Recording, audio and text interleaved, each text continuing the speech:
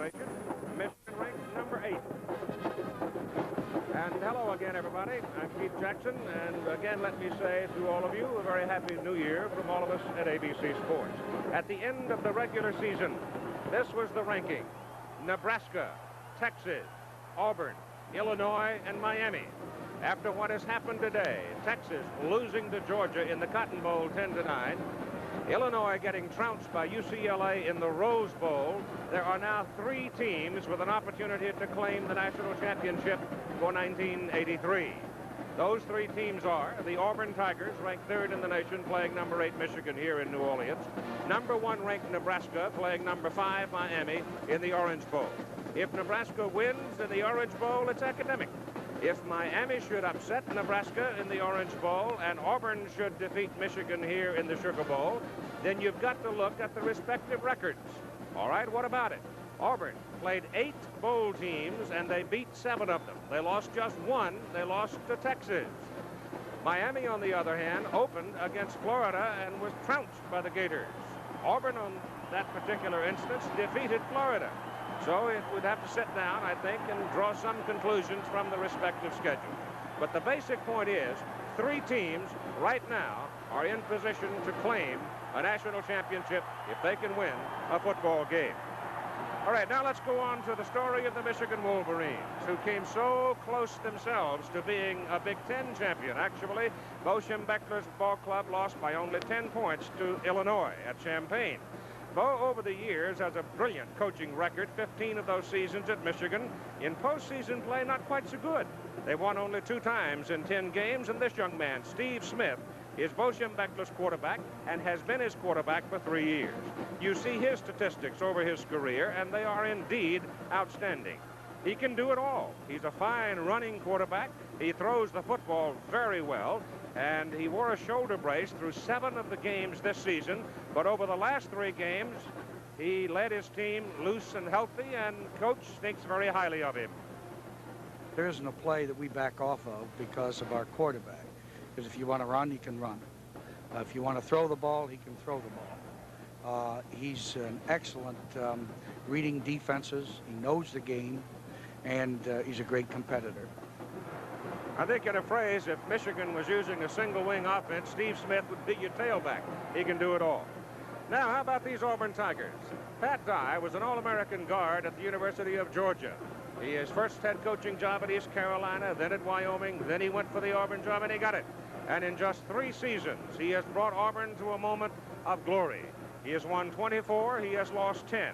In his 3rd season, he has won his first Southeastern Conference championship. And based on what's been happening in postseason, Auburn probably comes out of the toughest conference. Now, let's look at this defensive front that has been the primary strength of this Auburn football team. Quincy Williams, 6'3", 215, had 40 tackles at his defensive end position. Now, look at this big guy, number 99, a tackle, 6'6", 270, led the down lineman with 97 tackles. The nose guard is number 61, Dow Ortman, 6'2", 269, 85 tackles. The other tackle, number 79, Donnie Humphrey, a mere 6'3", 275, and he had 75 tackles. The other defensive end, and also very quick, John Daly, 6'3", 214, 42 tackles. Now, you back them up with the likes of Gerald Robinson at 6'4", 240, and Ben Thomas at 6'4", 265, and another 80 tackles between them, and you can see these big guys will paint your helmet. They, to a large degree, I think, reflect their coach, Pat Dye, who loves that old jawbone football. The offense for Auburn is the wishbone. Let's take a look at it. Now, not many teams are still using the wishbone.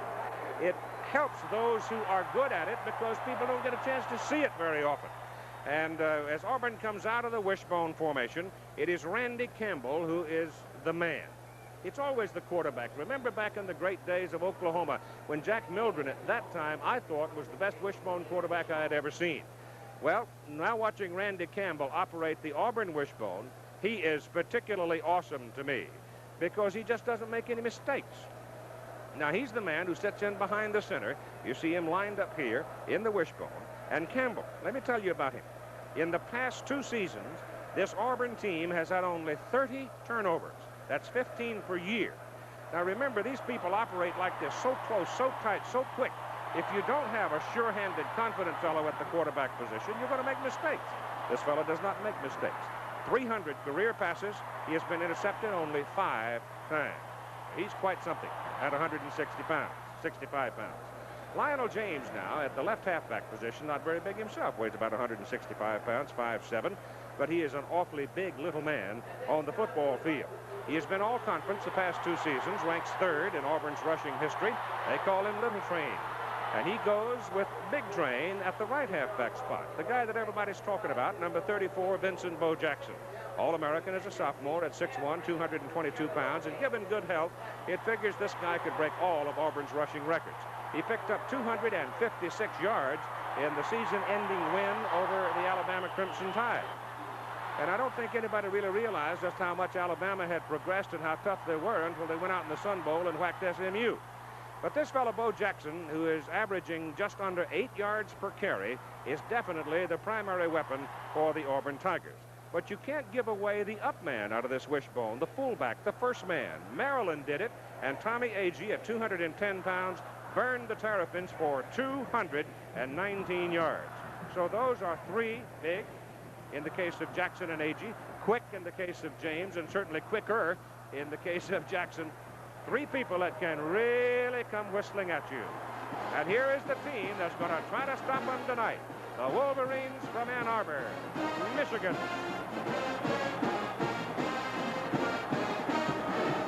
It's a defensive team that runs the football very well, but it's not a particularly big defensive team. They lost by a point to Washington in Seattle. They lost by 10 points to the Fighting Illini at Champaign, finishing at 9-2 and ranked number 8. And now the Tigers of Auburn.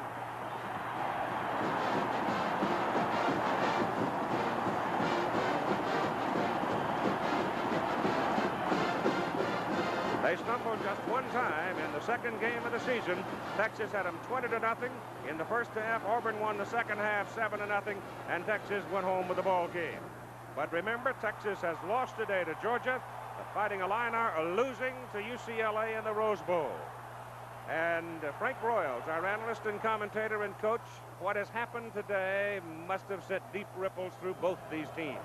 Well, Keith, football is a game of emotions. Auburn captain Pat Arrington said that when he heard the Texas score, it sent chills up and down his spine. And I'm sure the Auburn fans will be affected the same way. They'll be sky high. You take Michigan, they would prefer to be out in Pasadena, but they are here as second choice, and they're not. It's a little bit difference, and I think Auburn's got a decided edge emotionally. Yeah, but the phrase national championship suddenly surfaced when the Texas-Georgia game was over. As a matter of fact, I could listen out my hotel window, and you'd have thought Georgia was playing here because I heard people running all over town hollering about, how about them dogs? But let's talk about the wishbone now. Michigan's got to face a wishbone. They haven't seen one since 1976. All coaches hate to play the wishbone. It's the toughest offense to defend, and the reason is it's a goal line offense that has big play possibilities, and the substantial change you have to make is bring your defensive back up. They have to play as linebackers against the run and yet defend against the pass. So I think Michigan's hopes rest just how well they've learned the lesson. Didn't Bo wanted to go to a 4-man front at one time, and DeFelice, his good defensive end, got hurt, so he's without him, and that obviously is going to hurt him. It's definitely going to hurt him because the power of the wishbone, the first downs make touchdowns. That philosophy will keep the Michigan offense on the bench and get the defense very tired.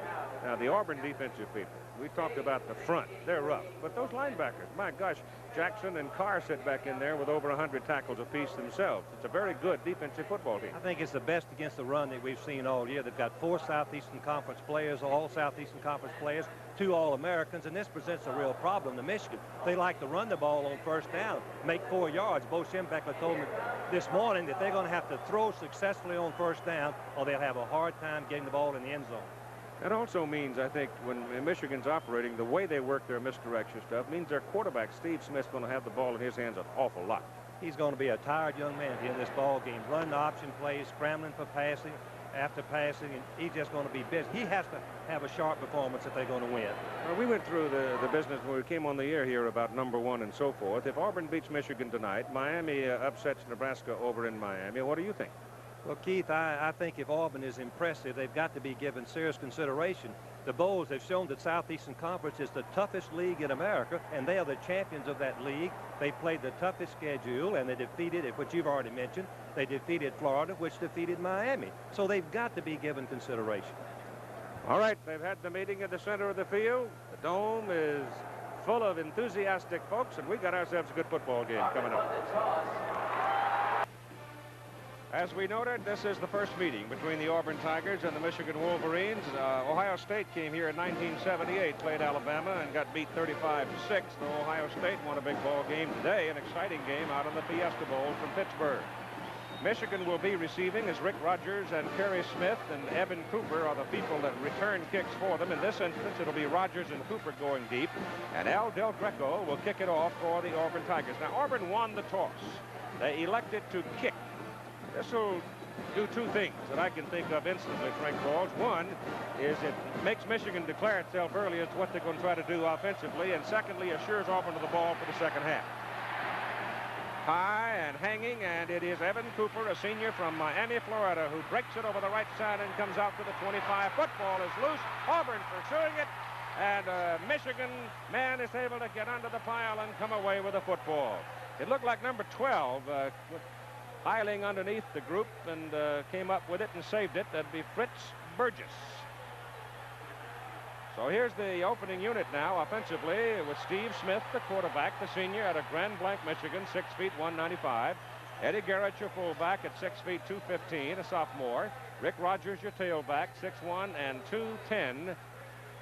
Triando Marcray, wide receiver, 6'1", 180, a sophomore, very quick. And Vince Bean will be your flanker at 6'2", 185. They work out of the I formation, and Smith gives the ball to the tailback. And nothing fancy, it just booms. And he comes rolling back on the back of his neck as Quincy Williams, the senior out of Douglasville, Georgia, belts him. Sim Nelson is the tight end, 6'2 and 240. Clay Miller at tackle, 6'4, 270. Jared DiOrio at guard, 6'3", 245. Tom Dixon, All-American center, 6'2", 250. Stephon Humphreys, 6'3", 255, Rhodes Scholar. And candidate, Doug James, the other tackle, 6'2 and 255. So it is second down and 8. They started from the 26. The ball is out near the 28, and Steve Smith still got it. Rolling it outside on an option, and Quincy Williams is after it. He rips the pass away and completes it up across the 35 to Sim Nelson, the tight end. And I expect you'll see that combination trying to hook up a lot tonight. The defensive unit for Auburn, and we detailed them for you in the pregame. They're big, quick people. Daly, Smith, Altman, Humphrey, Williams, Carr, and Jackson. Carr and Jackson being linebackers, and they are very active. Secondary got better as the year went along. David King's outstanding. My Jimmy Warren, Vic Beasley, and Tommy Powell, who is a redshirt freshman. It is third down and a yard. The ball is just over the 35, and Steve Smith, the quarterback, sticks his helmet in the stack and looks like he will come away with his first down. He's very close.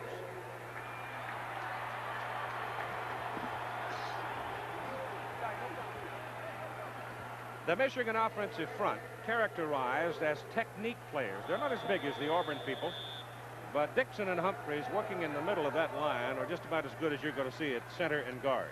Dixon made All-American, and so did Humphreys. They're very talented, they're smart, and they have quick feet, meaning they can sustain their blocks as we look at Bo Schembechler. And they've come double wide now, Frank, to the bottom of the picture. Two quick wide people, and Smith hands it off inside. And carrying the ball, Eddie Garrett, the fullback, and the big sophomore from Milwaukee has got to think a tree fell on him. Here's the Michigan per game offensive record for the year, 276 rushing, 130 passing, showing they're primarily a running offense and primarily a defense against the run. Very outstanding. You can give Garrett a yard on the carry, put the football right on the 38 now in the center of the field. Second down and 9 for Michigan. Just getting underway, the first offensive possession of the night. And Smith straight back to throw. Looks, and he's got a man. The pass is away, and he missed him. The pass intended for Marcray. They split in. He had turned it to the sidelines, and he was open in front of David King. Going back to the Auburn defense, their priority is going to be in this ball game, stop the run on first down. Try to keep Michigan from making 4 or 5 yards. As we look at Mark Ray, who's had a sensational year, broke in the starting lineup middle of the year and averaging 31 yards per reception. 3rd down and 9. They send Rick Rogers now to the top of the picture, leaving the lone remaining back Garrett. Pass all the way, 3 wide receivers. And Smith gets away from the pressure, goes over the middle with his pass. The pass is completed to Sim Nelson, the tight end. He took it down the middle. He was the bigger man of the group grappling for the ball, and an Auburn man is hurt on the play.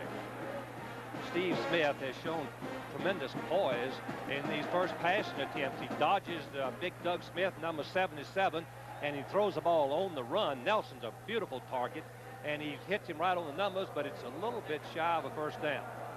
Or at least, yes. Smith, number 16, has had a great career. Bo Schembechler loves that kind of quarterback. Those that can run in critical situations, run the option play, and also can have the poise and confidence to pick out those short pass receivers. Chains out, and it is short of a first down by a half a yard. The Auburn man is still down on the field, and time being taken for him. And it is David King, the left cornerback, who was involved in the fighting of the ball. He came across and at full speed collided with Sim Nelson, and the bigger man got the best of the exchange in this particular instance. King at 5'10", 180 from Fairhope, Alabama, and Nelson 6'2" and 240. Number 27 is the right of your screen. He's an all-Southeastern Conference defensive back, just a real aggressive player. Let's see if we can tell how he gets hurt, as Michigan is going to go for it on 4th down. Yes, the knee of Nelson seemed to hit him right in the head. 2 tight ends in the lineup. Michigan's going to go for it, gambling right out of the blocks here in their first possession. 4th down and a half yard. And they're going. And Auburn's all bunched up in the middle. They've got 8 people right in there to jawbone the offense, and I don't know if he made it. Rick Rogers gave it his best shot over the right side, but the Auburn people just stuffed him. Jeff Jackson, the linebacker, stepped into the slot and met him head on. He didn't make it, Keith. He's a full half a yard short. Great defensive play and a very big gamble by Bo Schembechler. I guess his feeling is that the wishbone is so strong, he'd rather try to take a chance and make the first down. It didn't work. And so Randy Campbell and company now will come out and go to work out of the wishbone. There's Lionel James, a 166-pounder from Albany, Georgia. Bo Jackson, who stayed at home to go to school. Bessemer, not too far from Auburn. And Tommy Agee from Maplesville, Alabama. The wide people are Christopher Woods. Chris is a 185-pounder, 6-footer. They don't send too many widers. They'll swing them sometimes out of the backfield and breaking the bone. Right now, the first snap of the ball game for Auburn. Campbell rides it off and gives to the up man, Agee, the fullback. As Auburn goes to work on the Michigan 46, and the gain is about 3 yards. Up front, it is Ed West, tight end, 6'1", 235. The tackle on the left side is Steve Wallace, 6'6", 265. David Jordan, 6'6", 260 guard.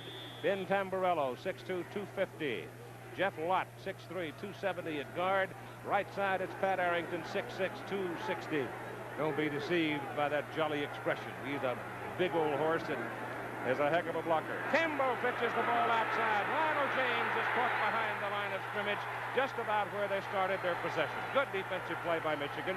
We noted their defensive people run to the ball very well, but their core has been depleted some by injury. Yet Michigan has an extra defensive lineman in the ball game, and you can see that Meredith, number 96, had the leg of Campbell. He took a big risk and gamble by pitching it out. James made the catch, but look at the white shirts there on the plate. Good pursuit. That one could have gotten away, Frank. Yes, it could. Normally you don't pitch the ball under duress. The quarterback, that is, doesn't pitch it. 3rd down and just a little more than 10 now for Auburn. As Michigan answers defensively, and Campbell drops back, has good protection, throws down the middle, intercepted.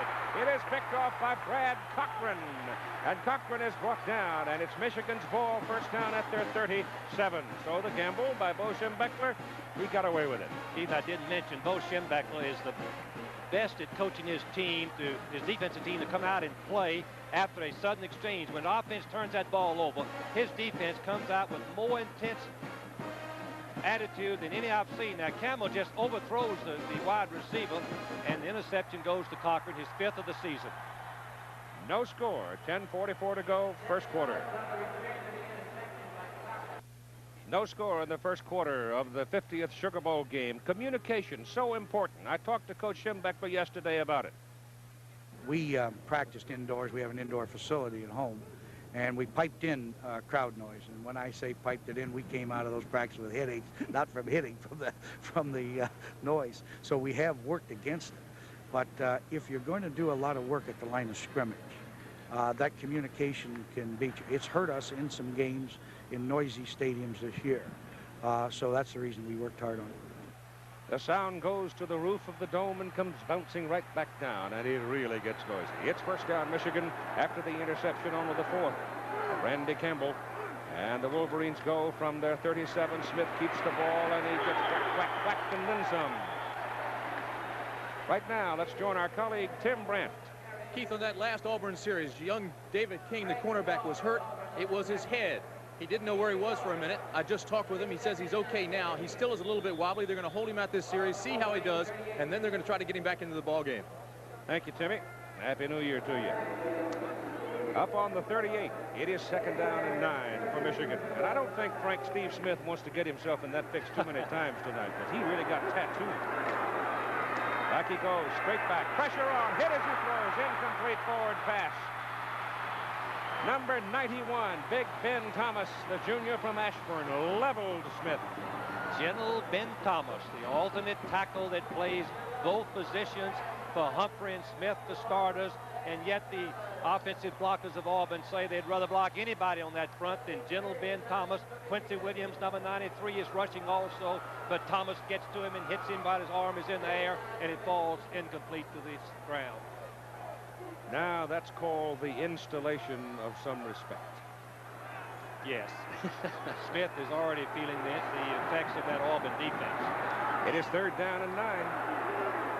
And they go to 3 wide people again, and Steve drops back to throw. Gets his pass away. He's got a man wide open. It's Marcray. And Triando Marcray has a first down for the Wolverines at the Auburn 43, where Jimmy Warren brings him down. He completed that pass in the spot where David King would normally be playing. He's out right now, hurt. Jonathan Robinson in replacing him. Boy, Smith got the ball right on the money. He was rushed, had to get it over a defensive man, and hits Marcray right on the money. Marcray has great speed. Number 18 has a 31-yard average. That's the highest I know of anybody in football that we've played seen this year. He's had 4 touchdowns on his 8 receptions. That's his 9th.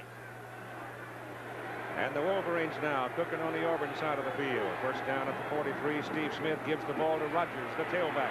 And Rogers pops it over the right side and tumbles down to the 33 and close to a first down. And he almost broke it. Well, Smith's passing, I think, has set up the running a little bit. Here's a number that I think we ought to talk about. Michigan's only 2 losses. They failed to rush over 200 yards. And Auburn, the same thing. The only loss was to Texas. They rushed 135 yards. Every other game, they broke the 200-yard barrier and won. So we'll watch for that as the ball game goes along. All right, now we see Pat Dye making some defensive changes while the change are brought in for the measurement. They've sent Donnie Humphrey back into the ball game. Quincy Williams has come out now. That puts the big horses in there. It's almost a goal line front that he's going to be showing them as Michigan comes up a foot short.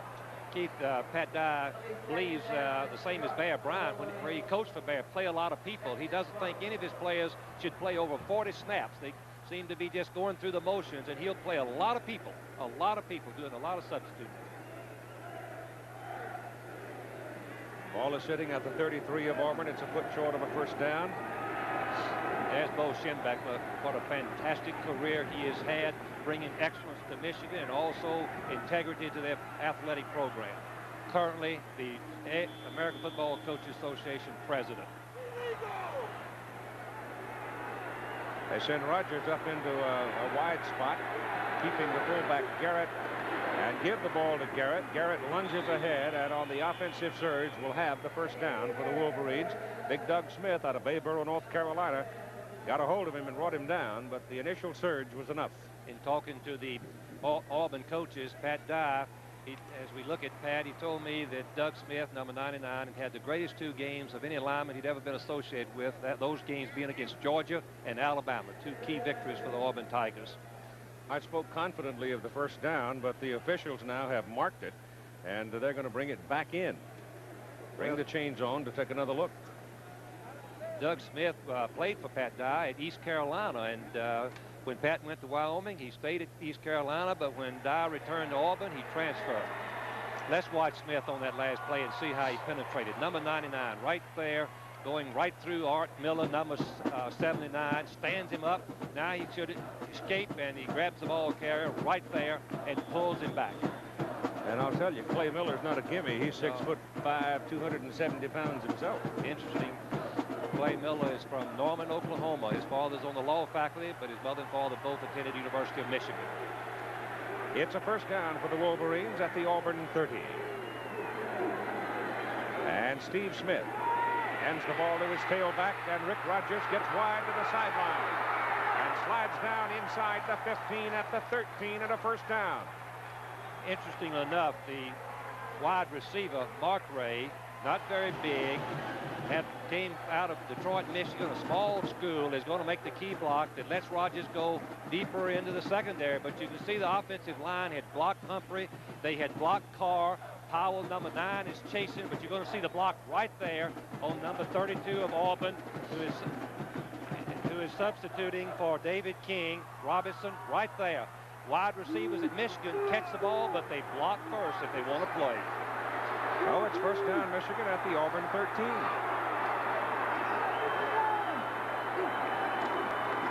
And Steve Smith going down the line, options it out to Rick Rogers, and he is across the 10 to close to the 9 for about a 4-yard pickup. John Daly and Jeff Jackson shove him out of bounds. Here's Pat Dye, as we mentioned earlier, in his 3rd year, takes his Auburn Tigers to the Southeastern Conference Championship. He's a very dedicated, committed football coach, my kind of guy. Players really love him. Ball is just short of the 9. Second down, 6. Rogers now 5 carries, 33 yards. Michigan has done a good job of mixing up their plays, Keith, running, passing, reverses. 2 tight ends in there right now. Carthens and Cattis. There goes Rogers inside the 5 and down to the 3 and close to a first down. They'll mark him about the 4, I believe. Good blocking by the right side of the Michigan offensive line. Watch the double team. They knock Smith all the way. In fact, Smith takes himself out of the play with a little cross blocking. Look at the natural hole. The cross blocking brought in Diriol, number 64, making the key block. How about that? That's a surprise and something you can't predict in bowl games. It's a tricky thing preparing your team. 45-9 UCLA. Wow. 3rd down and a yard for a first down. Smith keeps it, sees the goal line, dives, touchdown.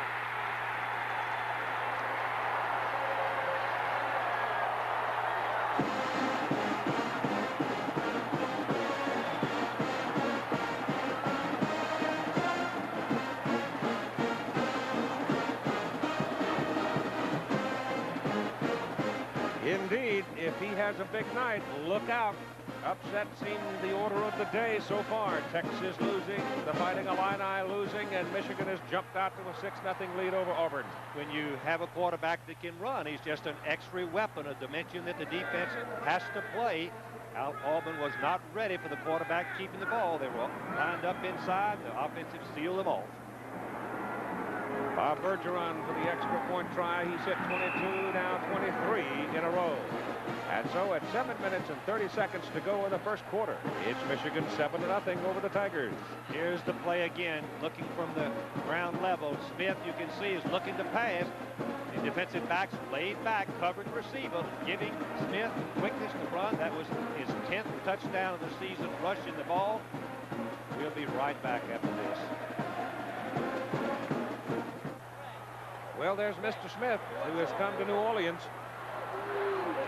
Well, he's been criticized by the Michigan fans from time to time. This year was very interesting in that he wore, as Keith properly pointed out earlier, a shoulder brace from the injury that he had in the Rose Bowl game last year. The last 3 ball games, he's been very, very successful and effective. He took the brace off. His shoulder hurts no more.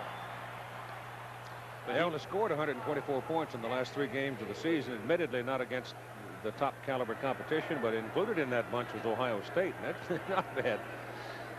just a competitor, the kind of quarterback all coaches enjoy working with. Bo Jackson standing there waiting. So the big man is waiting for Todd Slopey's kickoff. It's a high hanger. And it won't be Bo. It is Allen Evans. And Allen Evans is having a whole lot of trouble as he barely got it across the 10 before Fritz Burgess brought him down. A high hanging kick and gave Michigan plenty of time to get down. It is Hammerstein, Senchich, Brooks. They're the 3 down linemen with Rose, Lyles, Anderson, and Mallory, the 4 linebackers. He wanted to go and thought he could go to a 4-man front, but the police... But Keith, he's put Dave Meredith, number 96 in the ball game. In the first series, he played with 4 down linemen. And let's see if he is right now. If 96 is in the ball game. No. No, he's not. No, he's not right now. He's got those linebackers up along the line, and the back pursuit can't catch up to Lionel James, and Little Train comes blowing out across the 25 to about the 27 and a first down. Here's the sweep. When you try to defend the wishbone, you add this play to it, and it just is a different type of play. The defense are not ready for it. A great block by Jackson on the cornerbacks. Watch the block by tight end West, number 85. Pat Dye told me he's blocking 89 on Carlton Rose, who's a fine football player. That's some block. He's the best blocker in the Southeast, according to his coaches. Now Auburn's got some working room from the 27 as Kemble turns it upfield and gets across the 30 out to about the 32. If Auburn gets to gobbling up 6-7 yards on first down plays against you, you better start looking for another lock on the door. Here's the Auburn stats for the season. You can see that they're primarily a running football team, and championships are won on defense against the run. They have passed, as you can see far fewer yards than most football teams we see today. And so far, Bo Jackson hasn't seen the ball. I was going to say that, Keith. He's coming right now with the sweep, the unbalanced line. Penalty flag as they give it to the up man, A.G., and it's going to be against Auburn. Yes, the offensive lineman must have moved. The umpire threw the flag immediately. I believe it was before the snap, and Michigan will have no chance to refuse the penalty. I asked Pat Dye if he was going to let Bo have a chance to do some running right-handed one of these days. The referee is Dixon Holman. They're all from the Southwest Conference, this entire team of officials. Still Bo Jackson, who is probably the dead ball, false start, offense. Second down. To continue, Bo Jackson is the premier running back in the South, and we talked about him earlier, but the coaches told me yesterday that he's getting more and more confidence about his running inside, something that they want to do in this ball game before they can get ahead, I'm sure. So they back him up to the 27, where it is second down and 10. And Campbell gives it to Lionel James. And James runs to midfield. Evan Cooper finally got him out of bounds. The offense splits 2 ends. The defense widens, and then you have some running room inside.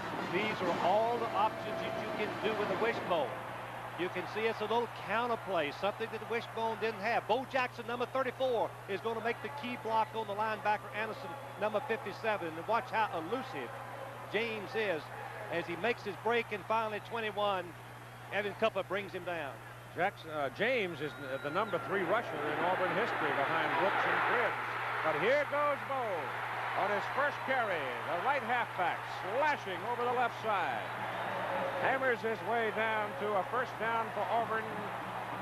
And they marked him right about the 32 of Michigan before Tony Gant could bring him down. Here's some of the running backs that Auburn has had in the past that were in professional football. Of course, Brooks and Cribbs, and then we see James. And remember, Jackson is just the sophomore. 6'1", 222, and maybe the fastest back in America. So inside the 32 of Michigan now on first down Auburn as the Tigers start to move the ball for the first time. Michigan leading 7-0. They counter it back, and it goes to Bo Jackson, and he goes inside the 20 to the 18. Here again, we see the defense trying to play the wishbone, and we see just a regular T formation play. Starts to the right, it comes back to the left. Good blocking. The linebackers missed the tackle right there. Big Bo Jackson continues to run. Takes one more person. Centrist number 53 is the nose guard, but he's not strong enough to try to stop Bo Jackson. Centrist is the nose guard. 220. Jackson runs right through him for the first down. From the 18, Campbell. Outside, Lionel James. Good coverage. Bounces off the first one. The second one gets him. That's Rodney Lyles, number 80. Michigan defense played it beautifully. But there's two ways to play the option play as we look at the Auburn coaches calling the play. One, you make it a sweep by forcing the quarterback to pitch real quickly as soon as the play starts. The other way is to play it slow, and Michigan is mixing it up, giving Campbell some problems. War Eagle. There he is, the Golden Eagle, and Clayton Buford has come in at wide receiver, bringing a play from the sideline. Second down, still about 10, just inside the Michigan 18. 4 minutes and 20 seconds to play first quarter. Campbell loses the football. Michigan recovers it. Number 66 pounced on the ball, Mike Hammerstein. Here's the danger of the wishbone, something that Bo Schembechler has worked on. Brooks is very quick, number 52. He's going to penetrate right to the left of your screen. Watch number 52. And Campbell is reading them, and he should have left the ball with the fullback, but Brooks, 6'6", plays both of them.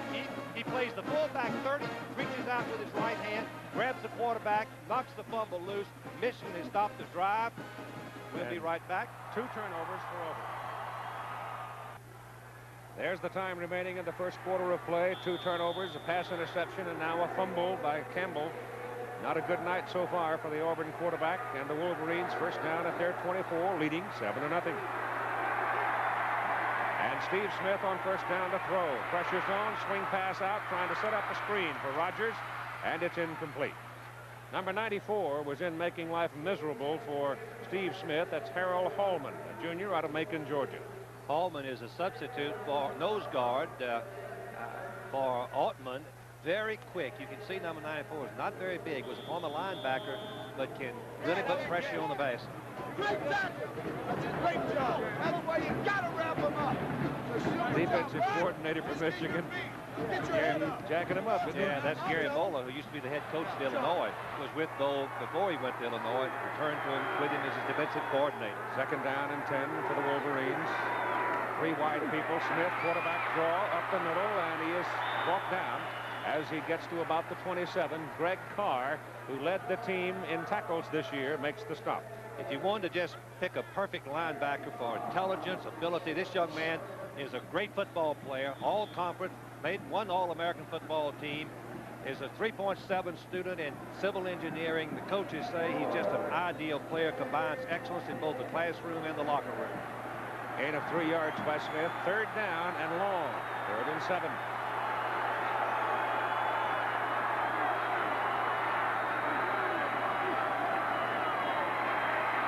The pass is away. Marcray has it. First down, Michigan at the 39. David King is back in there at the cornerback position. Keith, Auburn did not have a defense that could possibly cover that pass. They had 2 receivers over to the right. King, number 27, is covering both an inside receiver that you don't see and Mark Ray, the outside, and all he could do was break on the ball, but not before the completion, and another first down. Good call and a good read by the defense, by Smith on the defense. Steve Smith has now passed Rick Leach as Michigan's all-time yardage leader. He has 6,468, and the night is young. 3:10 to go, first quarter. Smith gives it to Rogers, and Rogers, big hole right side, and goes down to the Auburn 44 before Vic Beasley brings him down. Give Stephen Humphreys, the pulling guard, the All-American, the credit for that play because he was the pulling guard. He trapped out. Watch to the right of your screen, number 76. Watch him pull and trap, and look at the hole right there. James, number 73, is also pulling. Just a natural hole after 76 and cleared the way. So Michigan is doing what Pat Dye and his Auburn Tigers had hoped they would not be able to do, run the football. And the passing has been the key along with it, Keith. They've mixed it up. Passing and running makes it tough on the defense. Auburn 44 first down. Steve Smith again on first down. Goes to the air. Goes for Mark Gray, and it's tipped away. Jimmy Warren, the junior out of Birmingham, came across and tipped it away. Warren is just a junior starting for the first time. Mark Gray is going to go deep corner route, and Warren takes a chance. He anticipates the throw, and he comes in front of the receiver. Can only get one arm up in the air. Had he got both, it would have been an interception.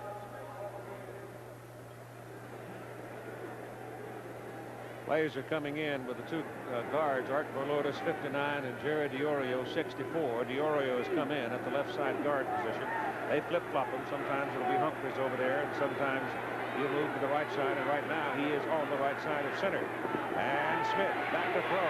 He looks downfield. He lets it go, and it is incomplete, out of bounds. Number 25, Vincent Bean, ran out of real estate along the boundary.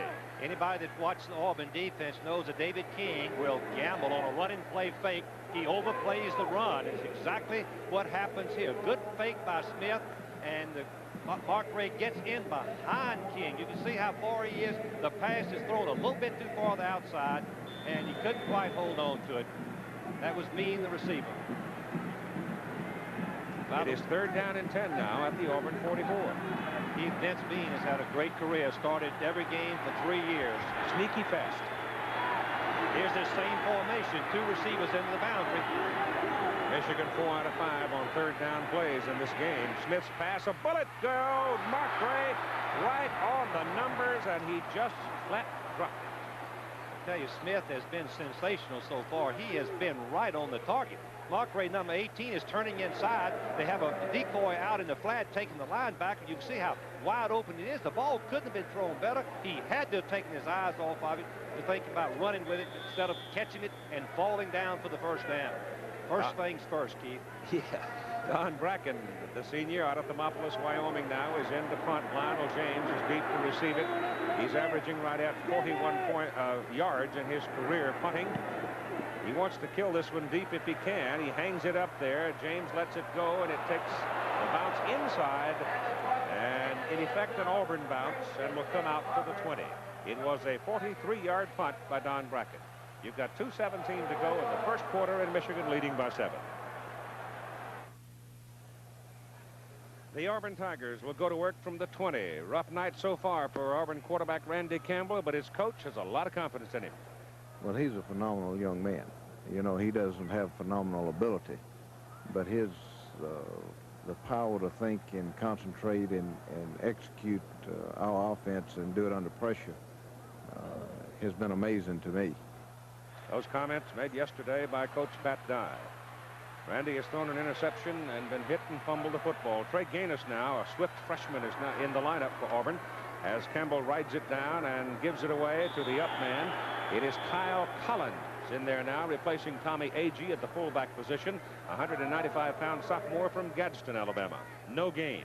Michigan defense are moving and causing some blocking problems, some assignment problems to the Auburn offensive line. Sensich came right in there and stopped the play. ABC's Wide World of Sports season premiere coming up next Saturday. The Harlem Globetrotters in Hong Kong, plus the World Cup weightlifting championship at 5 Eastern time. The ball goes to Bo Jackson, and he slashes up to near the 25. Running in traffic, something he didn't do particularly well as a freshman. Began, as Frank noted a little while ago, to get the handle on it about midway of this year, and he is a terror inside right now.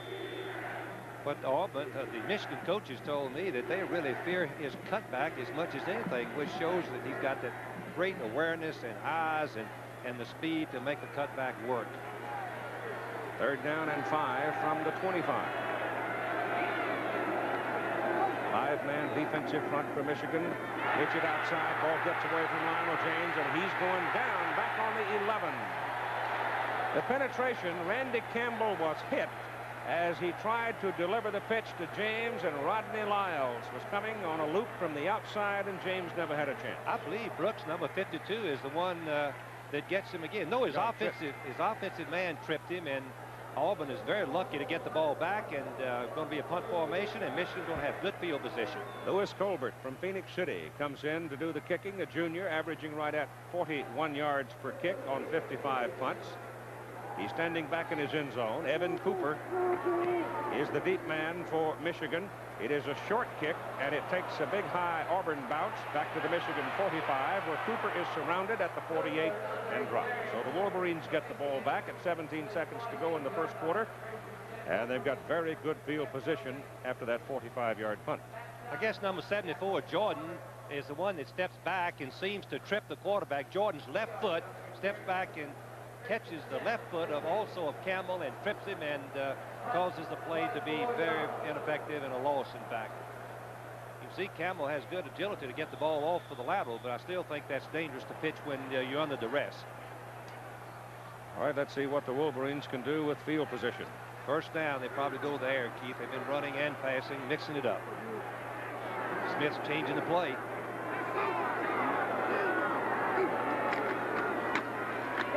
They run it with Rogers, the tailback.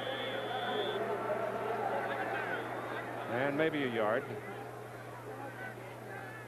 And the first quarter is going to expire before we have another play. So we played 15 minutes in this 50th Sugar Bowl Classic. And the Michigan Wolverines out of the Big Ten lead the Auburn Tigers 7-0. The Superdome in New Orleans, site of the Sugar Bowl. And Michigan, second down 9 from their own 49, leading 7-0 as we start the second quarter of play. Steve Smith back to throw.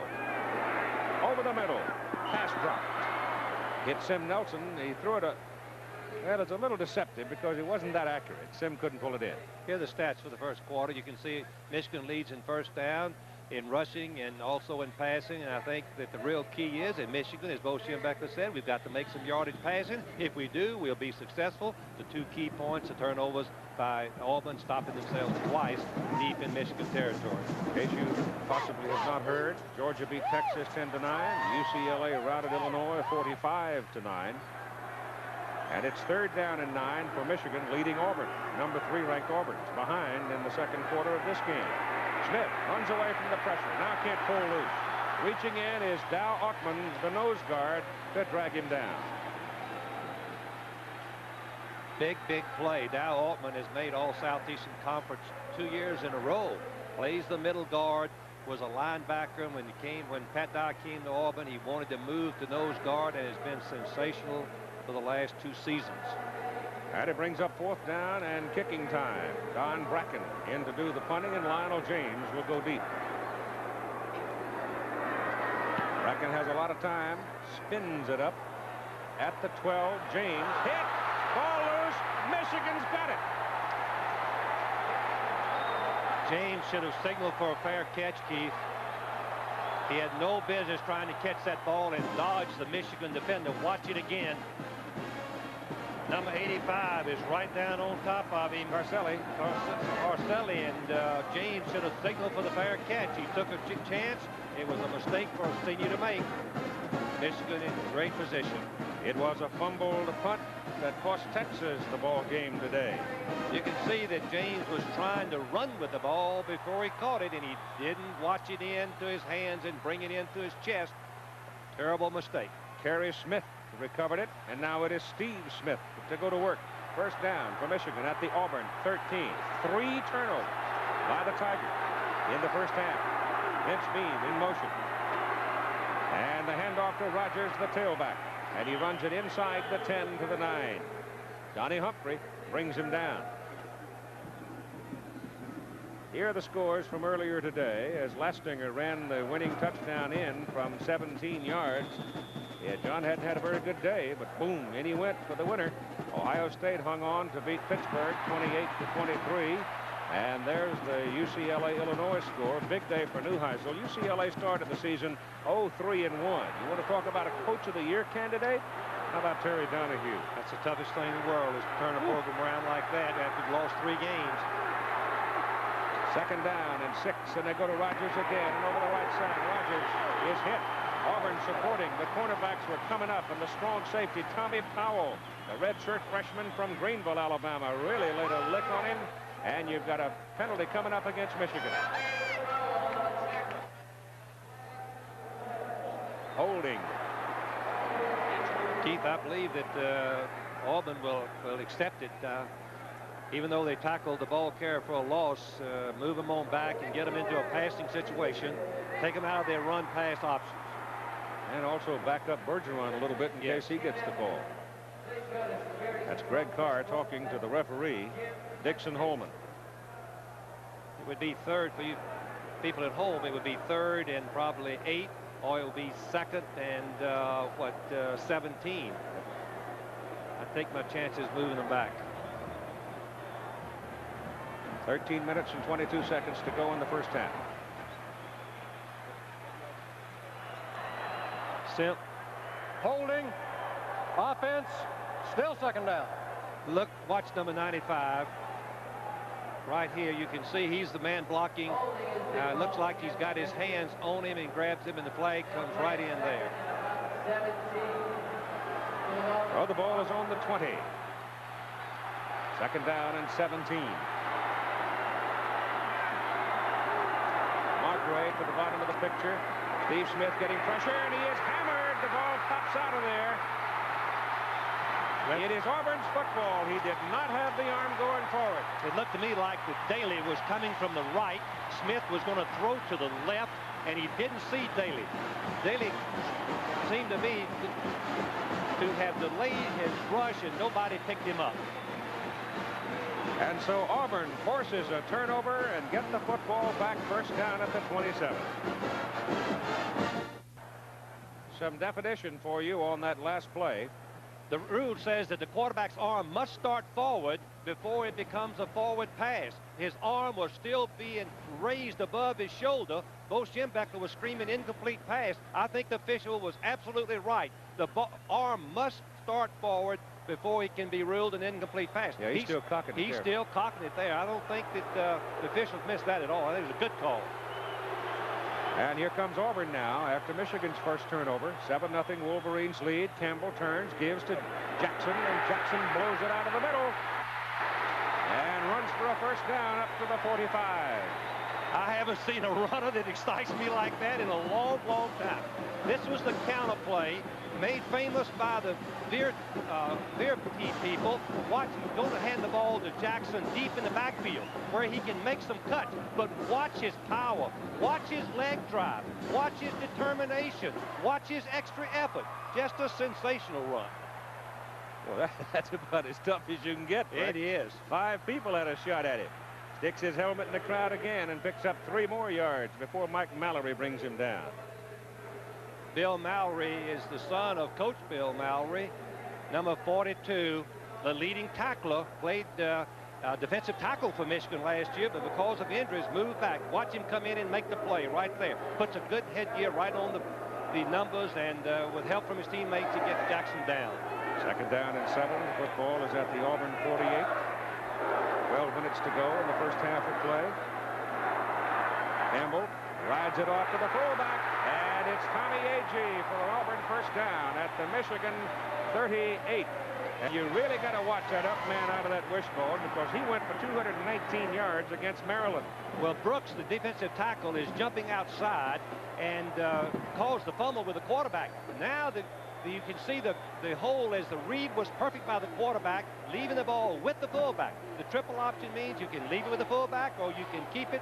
Agee popped right through, number 30. Put it on the 39 of Michigan, first down. Trey Gaines in wide. And Campbell to throw it. Goes to the sidelines. Lionel James calls it down. And he got a foot down inside the boundary at the 25.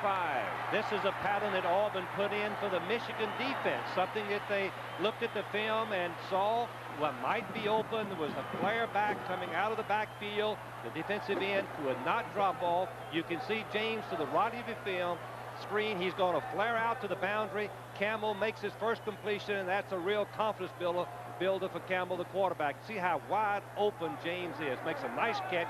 1 foot comes in bounds with possession. Legal reception. Ball goes to Lionel James again on the sweep to the right side. Gets inside the 25. They'll give him to about the 23. Rodney Lyles, the tackle. I thought that was an excellently touched pass into James Coote. Well, Pat Dye has explained to me on the 3 games that we've done, we'll throw the ball as often as we have to. He's got great confidence in Campbell. Campbell doesn't look good throwing. He doesn't look effective running, but he's a winner. 19-4-1 as a starting quarterback. Second down and 8. Ball on the Michigan 23. Miami jumping out to a 7-0 lead over Nebraska. This may be the day of upsets. Who knows? Auburn going wide with it. Bo Jackson. And that's a fine defensive play by Evan Cooper, number 21, to trip him up. The coaches say that the cornerback cannot take on the blocker and make the tackle. Evan Kuppel, the fine defensive safety, did exactly what we say you can't do. He took on James and defeated the block and still made the tackle on Jackson. Bo now with 6 carries and 61 yards in the ball game. The ball is sitting on the 20. Where it's 3rd down and a short 6 for Auburn. Just one tight end, regular formation. Trey Guinness is the wide man. Campbell leaves it with his fullback and nothing doing for Tommy Agee. So that's going to bring up 4th down, and it'll bring Al Del Greco into the ball game for a field goal try. Well, Del Greco, Keith, remember, tied an NCAA record was 6 against the University of Kentucky this year. Auburn has been stopped inside the 10 in the last 2 inside the 20 in the last 2 ball games, 10 out of 11 times. Only once have they put it in the end zone when they penetrated, and it's left some scars, as we can tell, again, on their offensive unit. He is Auburn's all-time leading scorer, Al Del Greco, and he's going to hit this one from 36 yards.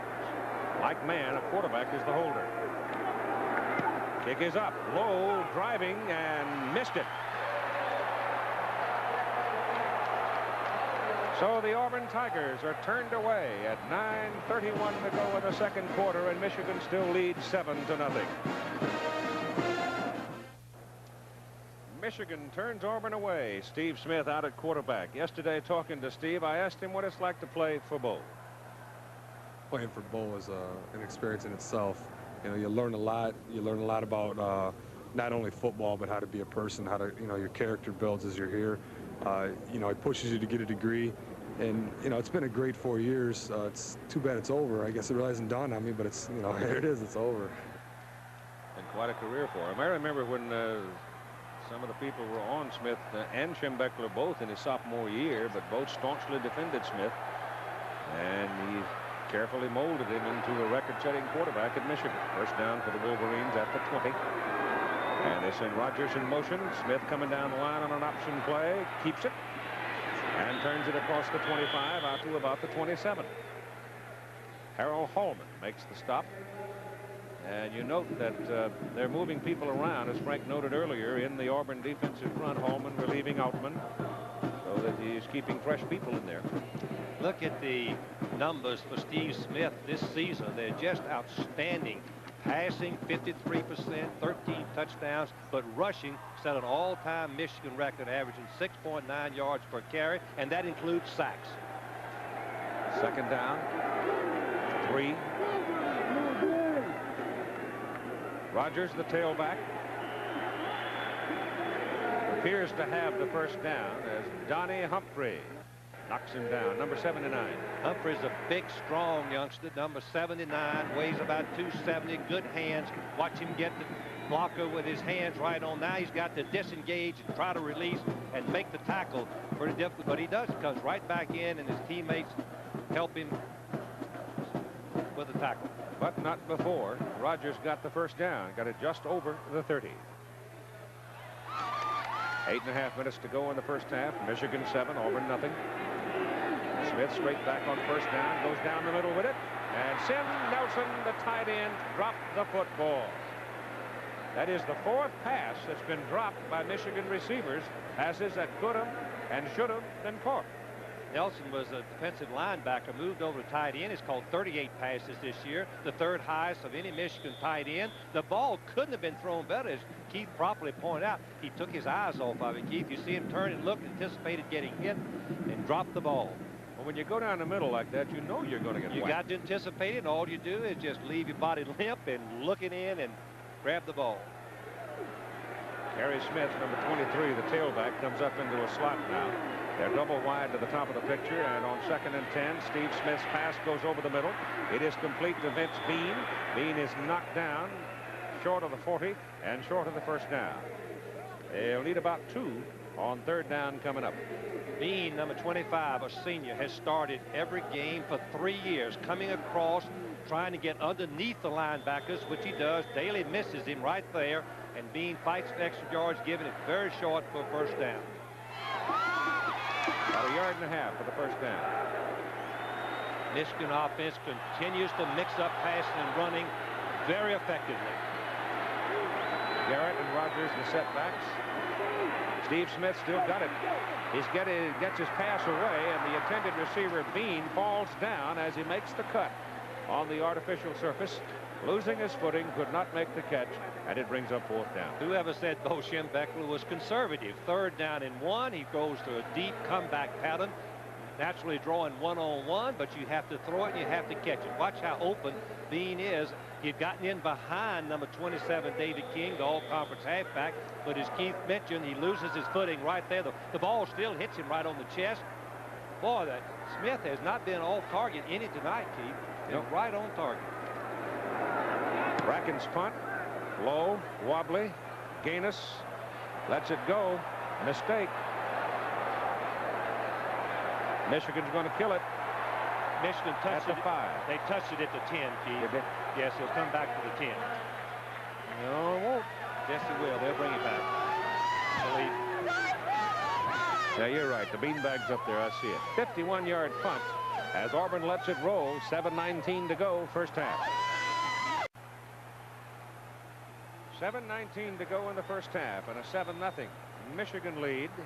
Auburn's football, first down. It is on their 10. Michigan's outplayed them so far. And on both sides of the ball, Keith, the Michigan defense has given Auburn a lot of blocking problems. They're getting penetration, which just nullifies the effectiveness of the wishbone. You've got a double tight end alignment for the Tigers now with West and Parks both in, numbers 85 and 82 respectively. Give it to Bo Jackson going outside.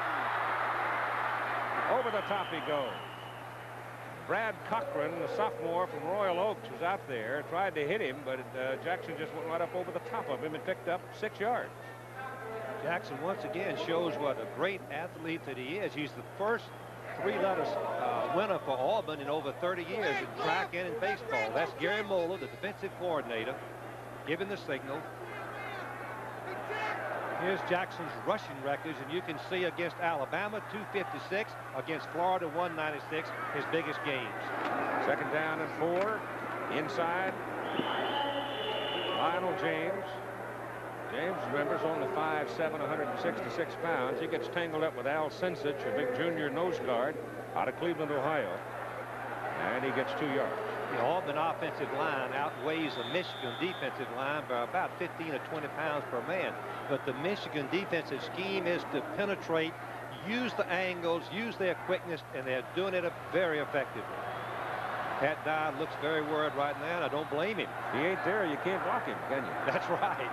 Smoke is hard to block. 3rd down and 2. Campbell to James. James turns it up, and he is short of the first down. That Cooper, Evan Cooper, coming up out of the secondary, the strong safety, made the play for Michigan. It's 4th and 1. Boy, the Auburn team has had very poor field position for 2 reasons. One, the Michigan offense has made a couple of 3 first downs on virtually every possession, punted the ball, covered it, and started Auburn very deep where it's very hard to score any points. Lewis Colbert, first punt tonight, 45 yards. Evan Cooper is deep. Look at it from the end zone as our director Andy Sedaris gives you the picture. Snap is on. Kick is away. Cooper's going to field it at the 38 and go down at the 40. Quincy Williams downfield to make the hit. It was a 43-yard punt. Good coverage by the Auburn special units. The 14th Olympic Winter Games from Sarajevo, Yugoslavia. The Olympic tradition continues on ABC. The games of the 23rd Olympiad in Los Angeles next summer. 250 hours of Olympic coverage in 1984. Keith, what are you going to be covering over there for the Winter Olympics? Ski jumping and speed skating. And aren't you going over there in about a week or tomorrow or the next day? I'm going to Austria to see the spring tourney, the final of the 4 meets. Miami is now out to a 10-0 lead over Nebraska in the Orange Bowl. Upset City. It goes to Rick Rogers, the tailback, and he slashes over the right side and picks up a couple. Auburn continues to substitute freely. They've got Thomas, the freshman linebacker, in there now for Greg Carr, and he came through and made a great ankle tackle on Rodgers. Weather down here in New Orleans has not been exactly the Orange Bowl score we gave you. It's not been much of a picnic, but it warmed up and it was a gorgeous day today.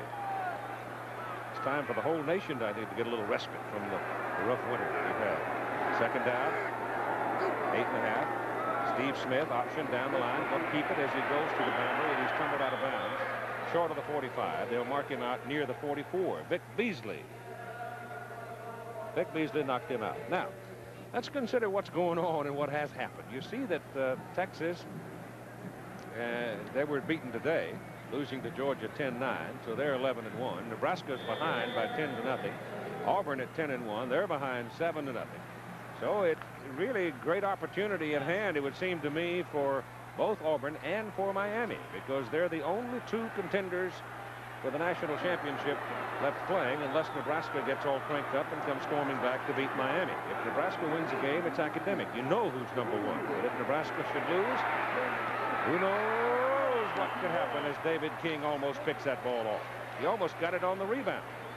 Everyone that plays Auburn knows that David King is a fighter. He doesn't give any ground. He plays a tight man-on-man. He gambles and he takes chances. Right here, Bean is open momentarily. You'll see King, number 27, come into the picture. The ball was thrown poorly, and King got a hand on it but couldn't hold it. Bracken is in to punt now, and going deep for Auburn is Trey Gaines, and Gaines is way back. He's standing back inside his 15. The punt comes from the 35. And he's got to come a long way to get it. He won't get there. So once again, the ball is bouncing around, and Michigan will down it at the 21. It was only a 35-yard punt. And you've got 4 minutes and 10 seconds left to play in the first half, with Michigan sitting on a 7-0 lead. Well, the Auburn Tigers got a little better field position out of the kick. Ball touched at the 21. And that's where the Tigers will go to work, with Chris Woods coming inside the boundary as the wide man. And they come out of the wishbone. First man is the fullback. Campbell took it away from him, kept it. And Randy's up across the 23 for a couple of yards. What are you talking, Frank, about the possibilities, you know, if Nebraska should fail to win tonight? Miami, of course, a lot of people think they just automatically ought to be voted #1. But if Auburn comes back to win this game, I wouldn't be surprised if we had a split in the polls. I think you're right, Keith. I think that if Auburn can win this football game, they should be given serious consideration. It's going to be dependent upon who looked the best between Miami and Auburn. Campbell gives it off to Agee. And Agee fights his way up near the 30. He's going to be a yard, maybe 2 yards short of the first down. Here's Tim Brent. Keith, just before the Auburn offense went onto the field this time, the coaches pulled them all together. They said basically they've been doing everything right except for one critical mistake every series. They told them to keep doing what they've been doing, but it is critical that they score before the half. They better hurry. They only got 3:05 to go. It's going to be very, very unlikely unless you get a long run out of Jackson. 3rd and a yard and a half just to keep the ball right here. Michigan overshifted to the wide side of the field. They give it to Lionel James, and James may have it. A little man, little train, bangs in there and looks like he's out near the 32. Mike Mallory and Dave Meredith making the hit on him, and it is an Auburn first down at 2:47 to go in the half. Auburn is going to have to loosen up, I think, and throw the ball, maybe with 2 wide outs, and mix up some running and passing. They've been very stereotyped, running the ball on virtually every down. Michigan is playing it and got everybody up there. Like to have Jackson out there one-on-one? Yes. A little swing pass? They've got that in their playbook, too. He's coming to the tight side, and he is hit. Solid tackle by Tom Hassel, outside linebacker. Hassel came off of the block of West. West was split out and was blocking him man for man, and he released from the block, disengaged, and made the tackle. Watch West on this particular play. He's blocking Hassel, who is an outside linebacker. He's staying with him. Now he should drop and cut his legs, and instead Hassel releases and comes in and makes a perfect tackle. Gain of a yard, 2nd down, 9 at the 33 for Auburn. Campbell back to throw, looks for Chris Woods, going for him. He's down there, and he can't get to it. He had single coverage, and he had picked up a step and a half behind John Lott, but in his curl behind the defender could not quite reach the football. Still say that Pat Dye is going to have to throw more if they're going to win this football game. Michigan overplaying as we isolate Lott. You can see Woods' speed as he runs right by Lott. Lott should not be turning back facing the ball because that slowed him down enough to let Woods get in behind him. It is 3rd down and 9.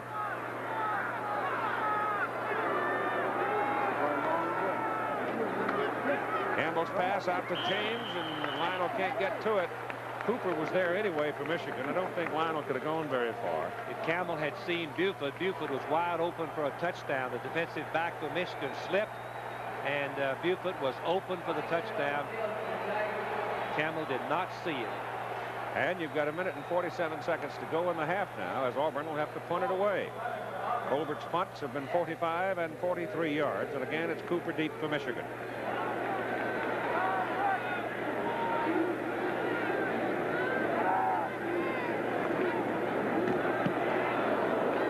Good high-hanging kick this time, forcing Cooper to call fair catch, but the ball comes sliding down short and then takes an Auburn roll and rolls dead down around the Michigan 17. 50-yard punt and no return. Coming up on ABC Sports on this Saturday, Sports Beat, Howard Cosell at 3, the Pro Bowlers Tour at 3:30, Chris Schenkel, and then ABC's Wide World of Sports, premiering with the Harlem Globetrotters in Hong Kong. First time ever visit to the People's Republic of China. It'll be fun to see. Keith, am I correct that both teams have 3 timeouts? And it'll be interesting to see if Auburn uses the timeouts to try to get the ball back one more time. 1:34 on the clock.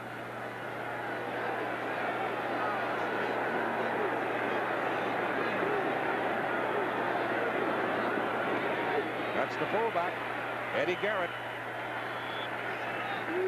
And he's out to about the 24. He got the better part of 6 yards on that carry, and Miami has struck again to lead 17-0 in the first quarter over the Nebraska Cornhuskers. That is really a shot. Well, Howard Snellenberger is going to bite the stem right out of that pipe.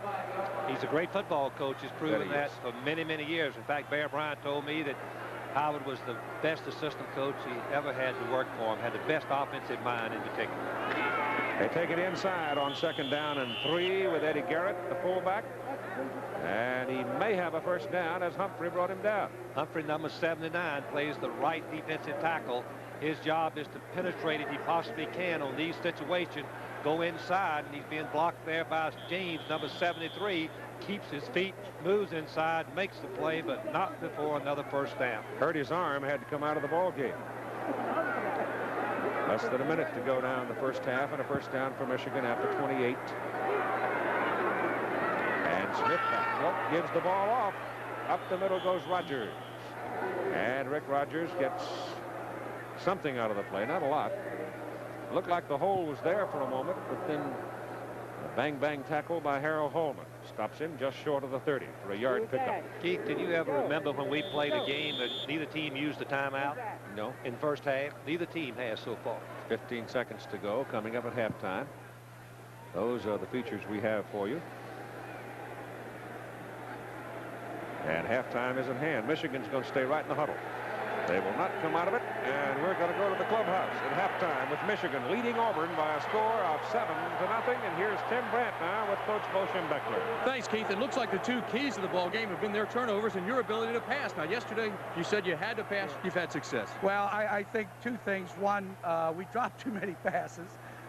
Their turnovers have helped us. We have to start to generate a running game. We must maintain more possession and get our defense off the field. That's the key. We've got to possess the ball a little bit more, and we can't do it unless we're running the ball back. 7 points on the board. It could be more. You're right about the drop passes. How do you correct that, and what's causing it? Well, I don't know. It's just one of those things, you know. Anytime you play that kind of football, you know, there's a chance you'll drop the ball. All right, Bo. Thank you.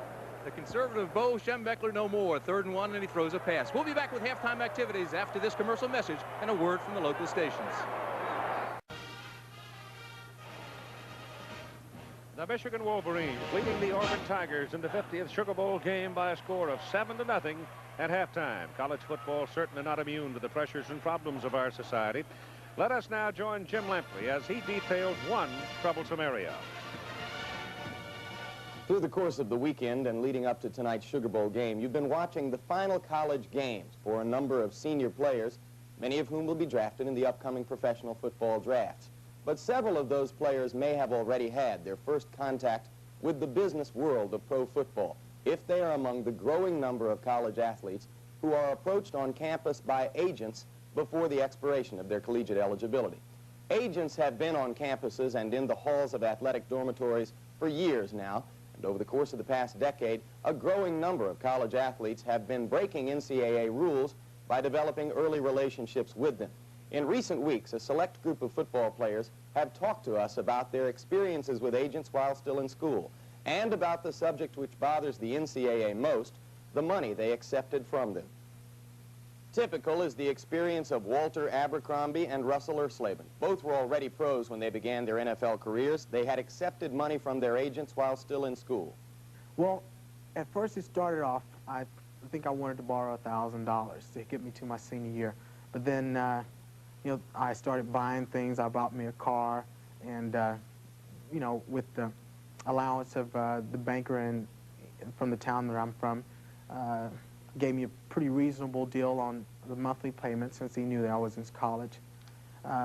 It ended up to be around $5,000, and when I signed my contract, of course, I had to pay that money back. What happened 2 months after I had signed a so-called offer sheet with this man, he asked me if I needed any money, of which I said no. And he said, well, if you want to buy you a car, you know, if you can't work while you're in school, use the summer to work out, keep in good shape, because your senior year is your best year, and you're going to have this money. I'm willing to loan you this money. And it was in at about $20,000. Both Abercrombie and Ersleben were aware they were breaking NCAA rules and risking their college eligibility by borrowing money through their agents. But what they did was nothing new or unusual. What is new is that the NCAA has begun cooperative discussions with the USFL and with the players' associations of both the NBA and the NFL in an effort to stop agents from signing up undergraduates. Once they have been down the road, players can see how they lose some of their independence by taking an agent's bait. Looking at it from where I am now, seeing back on how I got tied up with them and how I began to feel obligated to them, I can see that possibly was a strategy that they used in tying up players or getting players to feel obligated to them. My experience worked out good, but there's going to be several guys coming out this year, if there isn't already, who strictly signed with a guy because he was going to give them money up front, and he is not the best agent for him. He might not be a good one at all, because if you are a good agent, you shouldn't have to sell yourself by giving money. But the agent who loaned money to Ersleben, Mike Trope, is known as one of the best. He has represented various first-round draft choices, 5 of them Heisman Trophy winners, and loaning money to college players has been standard operating procedure. I never in my life believe that I've ever used a loan or any other influence to secure anyone as a client. Now, once I secure someone as a client, if they come, or think that I'm going to secure someone as a client, if they then come to me and make a request that sounds legitimate, that they need to borrow some money, then I'm put into a position. I can either accept their request or deny their request, just like a bank, just like when you go in and want to borrow money from a bank. But NFL Players Association counsel Dick Bertelsen says agents aren't bankers. They loan money to attract clients. Most of the competition out there is not on the level of, are you skilled enough to negotiate a contract, but how much are you willing to loan the player, or what are you willing to give him?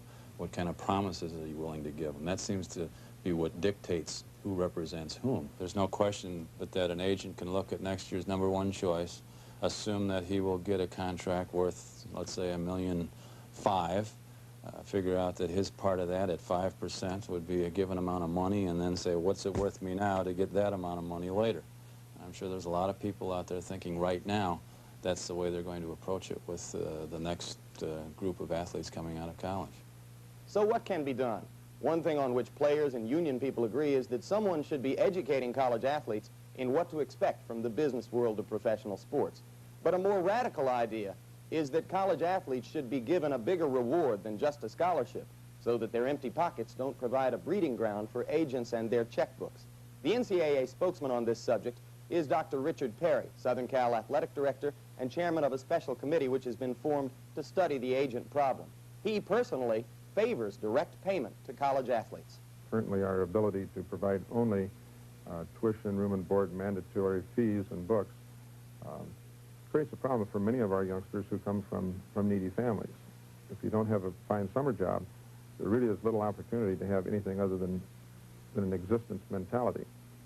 And this establishes a very fertile field for the player agent who comes in and fills that void where the student athlete really has need for some money for a pair of shoes, an opportunity to be a person on the campus as opposed to somebody who lives in a dormitory and is just one of the hired hands.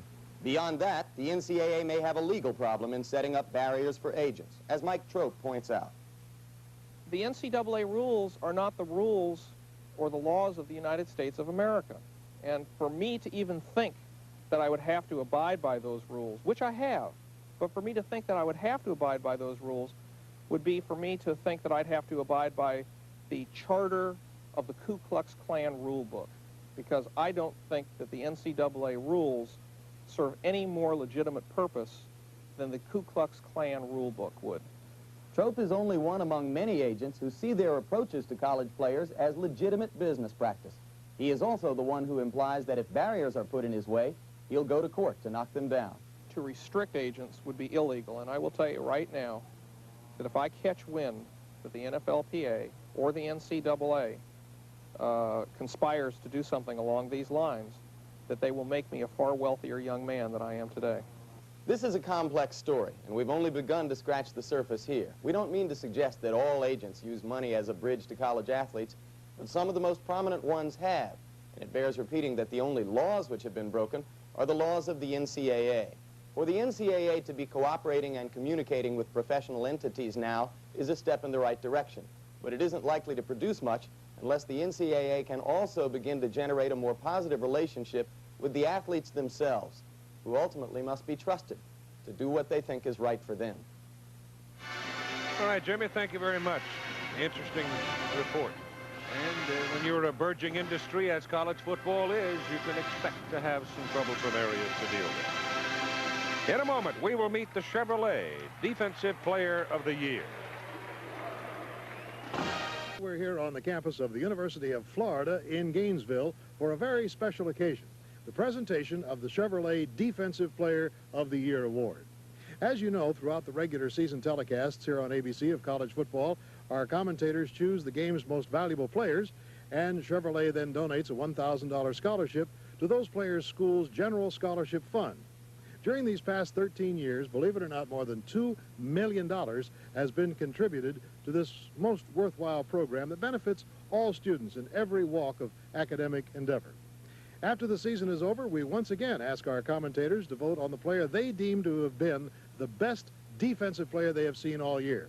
Well, the results are in, and we are here today to recognize that player, and to help us do that, we welcome back an old friend, Mr. Tom Stout, General Marketing Manager of the Chevrolet Motor Division, himself an ardent sports fan, and particularly of college football. And Tom, I'm so pleased that you would come here on the campus from Detroit to make this award. Bill, thank you. It's nice to share in this presentation. And I know we've got another great selection this year because college football just gets better and better. You're right about that. And before we meet him, let's take a look at him in action. I think you'll agree we did pick the best. He's number 88 for the Florida Gators outside linebacker Wilbur Marshall. 6'1", 237-pound senior from Titusville, whose efforts on the football field enabled the Gators to be ranked number 11th nationally on defense. Quite possibly, Wilbur Marshall is the best defensive outside linebacker that the Florida Gators have ever had. Wilbur, I've been an admirer of yours ever since I first saw you play. And so it's no great surprise to me that you've been selected for this honor. Thank you, Mr. Stout. I'm honored to receive this prestigious award. You may not know this, but I was an offensive player back at Titusville.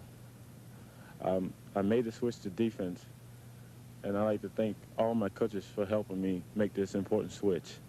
I'd like to thank my teammates that made everything possible for me. And I'd like to thank you again for this award, because it's the highest honor that I ever received. Wilbur, you're most deserving. And I should add that this trophy will be inscribed with your name on it and put on permanent display at the College Football Hall of Fame in Kings Island, Ohio, for all of you to see and enjoy. Congratulations and lots of success in the future. Thank you. All right, we'd like to add our congratulations to you, Wilbur, and Tom, to you a hearty thank you from ABC Sports. We indeed are grateful for the contribution that Chevrolet has made to all of our college athletes and students in this most worthwhile program. Thank you, Bill. That's nice. Now, let's return for more of the 1984 Sugar Bowl game, Auburn against Michigan, and Keith Jackson. All right, Bill, thanks very much, and our congratulations to Big Wilbur. I'll never forget the ball game he played against Southern California a year ago. 7-0 Michigan leading at halftime, and now it is time for this ABC News Brief. The 1984 Sugar Bowl is being sponsored by Chevrolet, official U.S. cars and trucks of the 14th Olympic Winter Games. Chevrolet and you taking charge. And by Michelob Light, an exceptional light beer with a rich, smooth taste.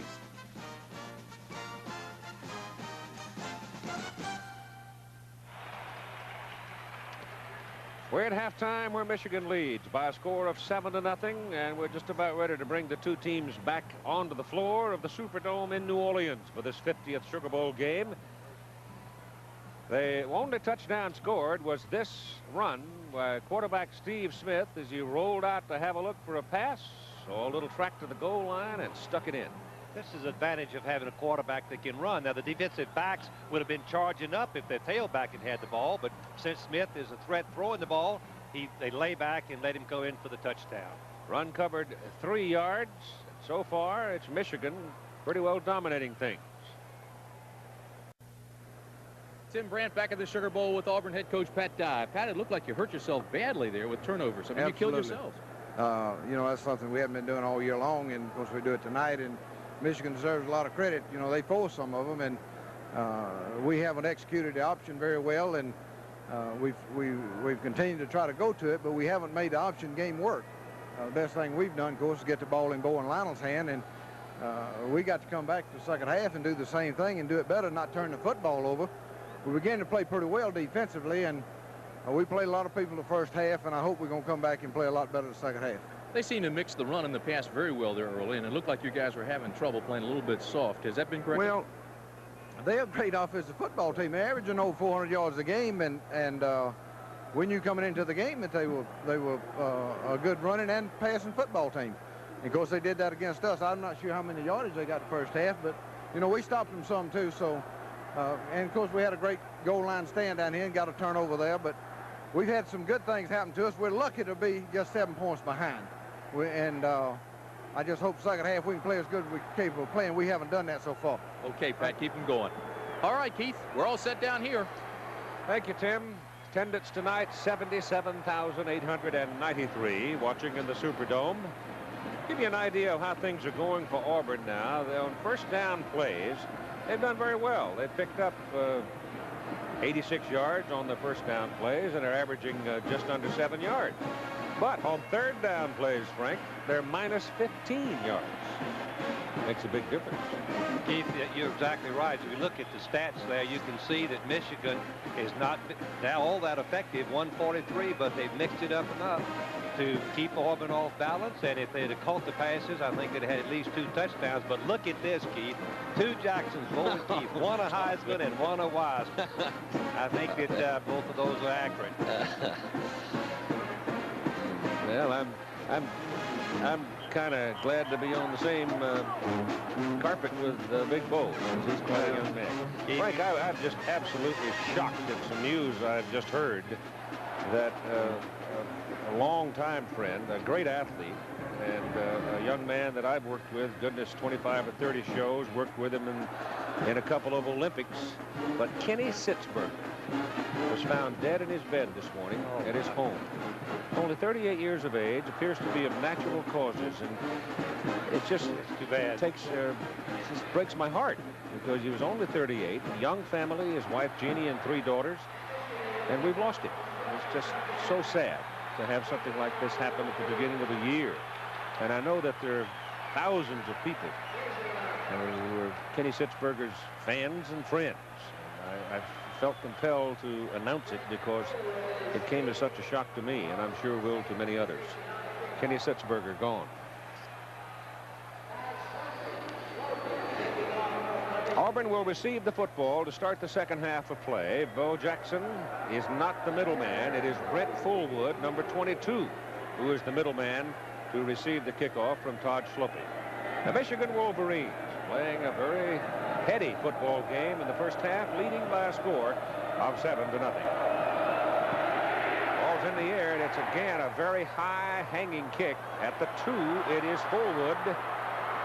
And he tries to get in behind his wedge, but they can't open an avenue for him, and he goes down at the 21. The Michigan defensive unit, Big Mike Hammerstein, defensive tackle, 240. And nose guard is Al Senchich, 230. And Kevin Brooks had a terrific first half, 250-pounder. Carlton Rose, the linebacker, at 210. And Rodney Lyles played very well, 225-pounder. Timmy Anderson inside at 220. And Mike Mallory at 215. Look at the neck on Mallory. And he can find a shirt big enough to fit him. His daddy put him on weights early. Lyles led Michigan with 5 tackles in the first half. Auburn operating first down from the 21. And the same offensive unit that started the ball game goes to Lionel James, gets outside around the corner, comes up the boundary, and gets across the 30 up to about the 35. Where Tony Gant finally brought him down, and there was some wicked blocking to get him around the corner. John Lott is a cornerback, 6 foot, 180 pounds. Brad Cochran, 6'3", 205, a sophomore. The strong safety, Evan Cooper, outstanding in the first half, senior from Miami. And Tony Gant, a sophomore, at 6 feet, 165. Let's watch West block again. Bo Schimbeck, the number, told me that West is the best blocking end in America, and you can see why right there as he blocks Carlton Rose, number 89, right to the ground. And it's first down Auburn, out at the 35. And Randy Campbell back on the first down, goes deep with it down the middle. Buford on the run, and Clayton Buford can't quite run it down at the 15 of Michigan. Cooper was with him. Ball just kind of hung up on him, and he could not run it down.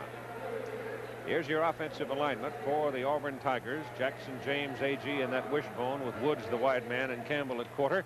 And up front, it's West Wallace, Tamburello, Jordan, Lott, Arrington.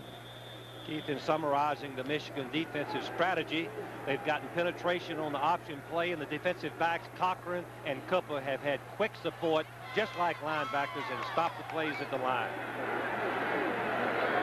Second down and 10.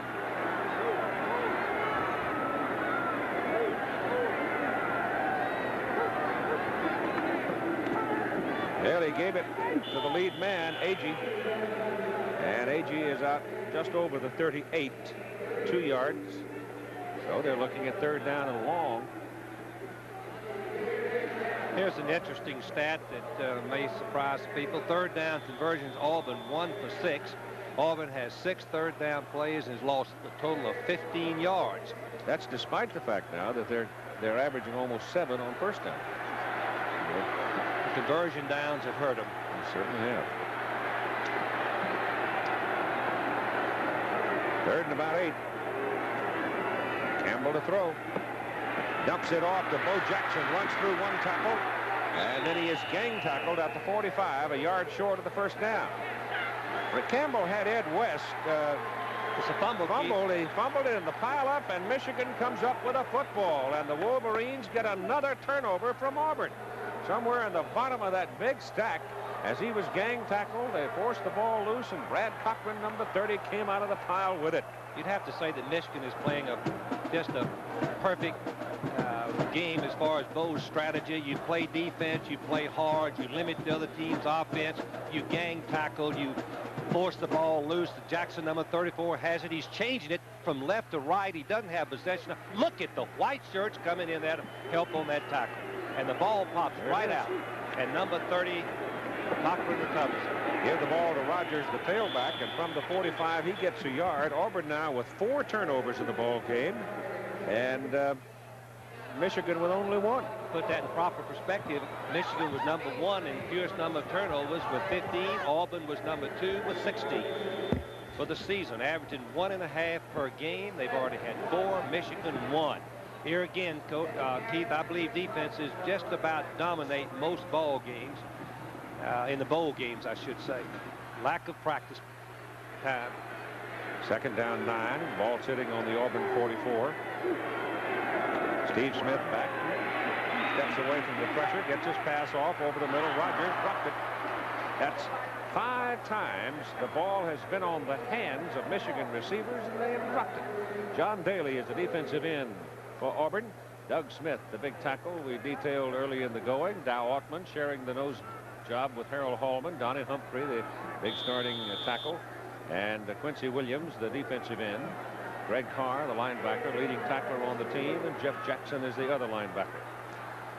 And it is 3rd down and 9 now for the Michigan Wolverines at the Auburn 44. They've got Vince Bean and Triandos Marcray both wide to the top of your picture.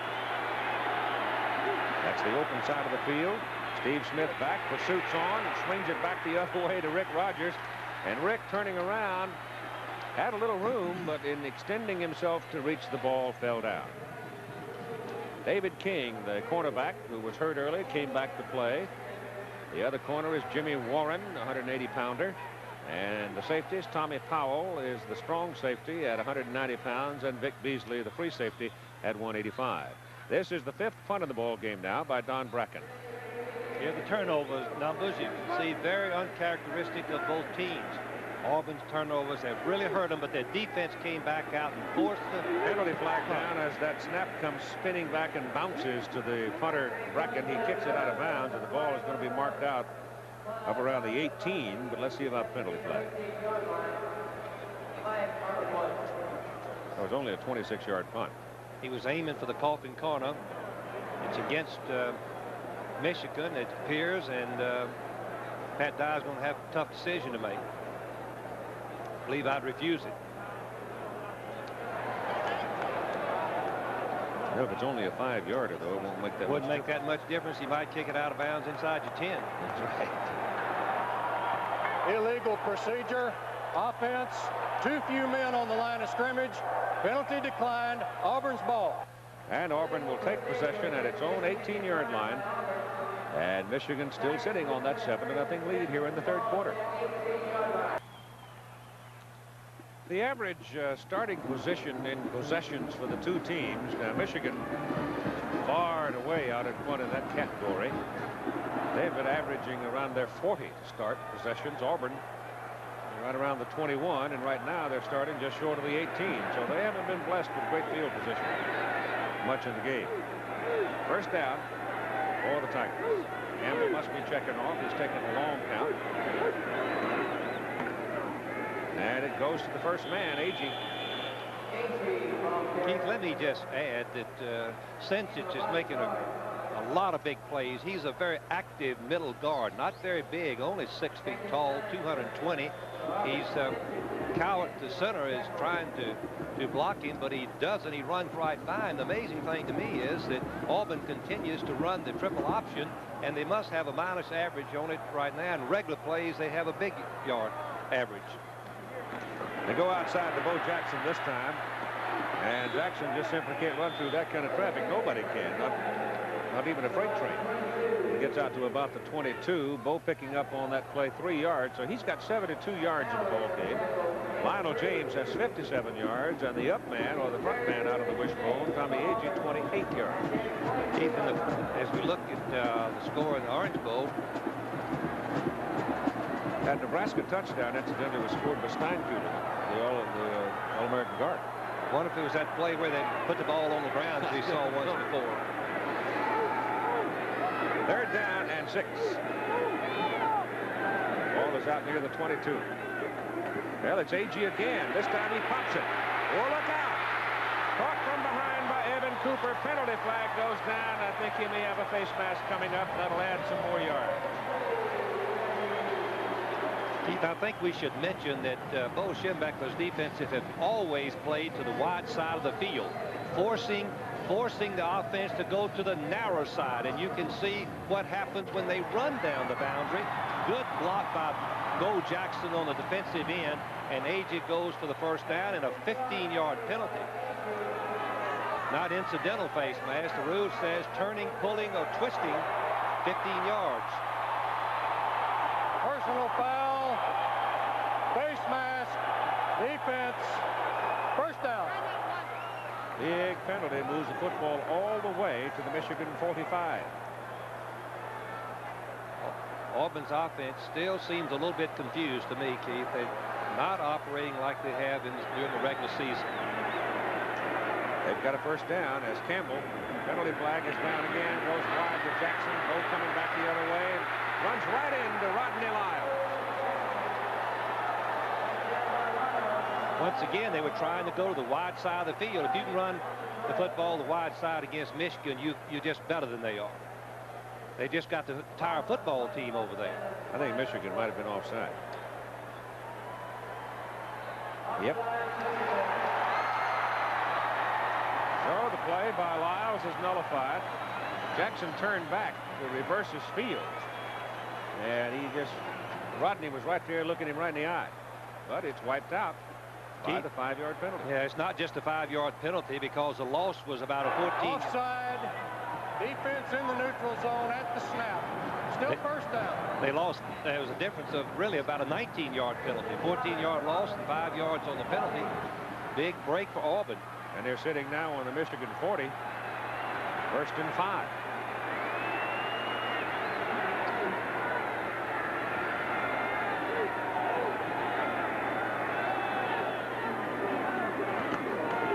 Well, he gave it to the front man again, A.J. And he's down to close to the 35. Looks like he might be a yard or so short of his first down. I know when we used to play Texas, Keith, when we used to play Texas wishbone, and I've seen Oklahoma many times, they would call a predetermined play to get the ball pitched.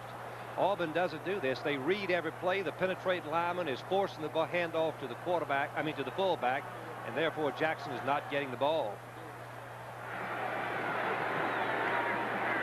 Lionel James has the first down.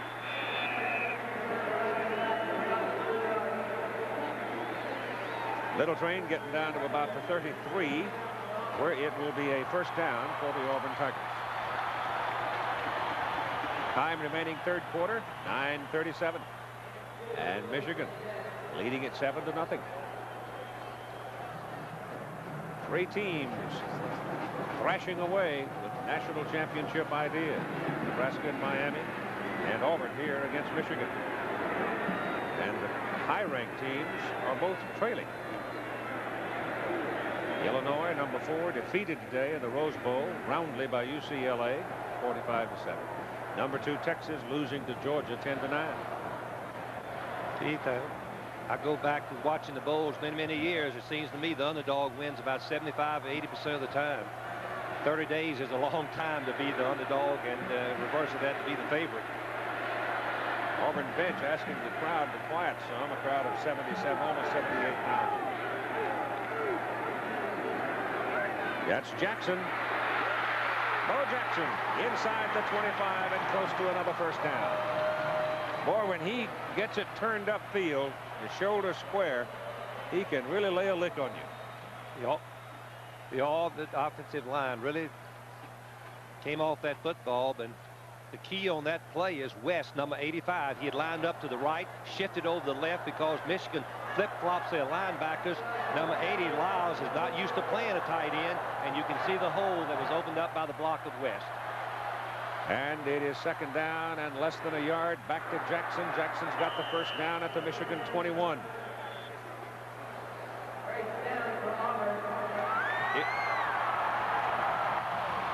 ABC's Wide World of Sports premieres next Saturday. The Clown Princes of Basketball in the Far East, touring Hong Kong on their first ever visit to the People's Republic of China. And from Tokyo, the World Cup Weightlifting Championships. That's at 5 Eastern Time next Saturday, season premiere of ABC's Wide World of Sports. Outside it comes Lionel James, is thrown down by Rodney Lyles. Never had a chance. Keith, you cannot run to the wide side of the field against Michigan. The entire team is slanting and moving that way. Lyles is going to the left. You can see him the bottom of your screen. He's just going to penetrate right up. Now he sees the pitch. He comes in behind the block. Jackson should have turned back and tried to block him, but a big loss. Auburn again getting trouble when they get close to the goal line. Yeah, he lost 6 yards on that, back to the 27, so it's 2nd down and 16. Jackson. Great ability to accomplish that much. He got back to about the 21, turned it back inside spinning, but Cochran got enough of him to bring him down. Auburn coaches told me that Georgia and Alabama game, they've scored 1 touchdown when they had on 11 opportunities, and they've been stopped twice today when they had an opportunity. So that's 1 touchdown out of 13 opportunities. Ball is on the 22, where it's 3rd and long. 3rd down, 11.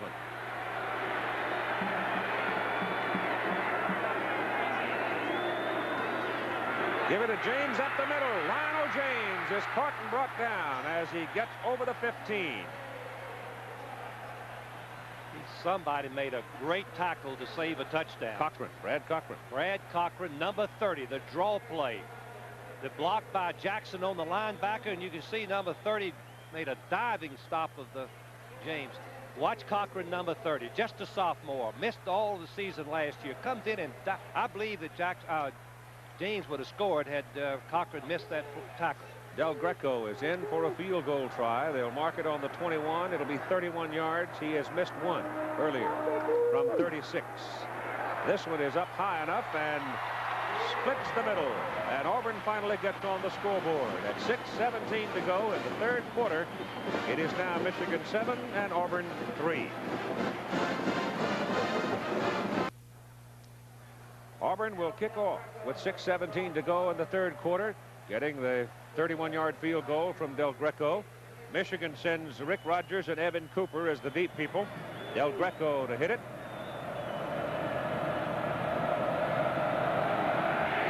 See whether or not old momentum has changed shirts.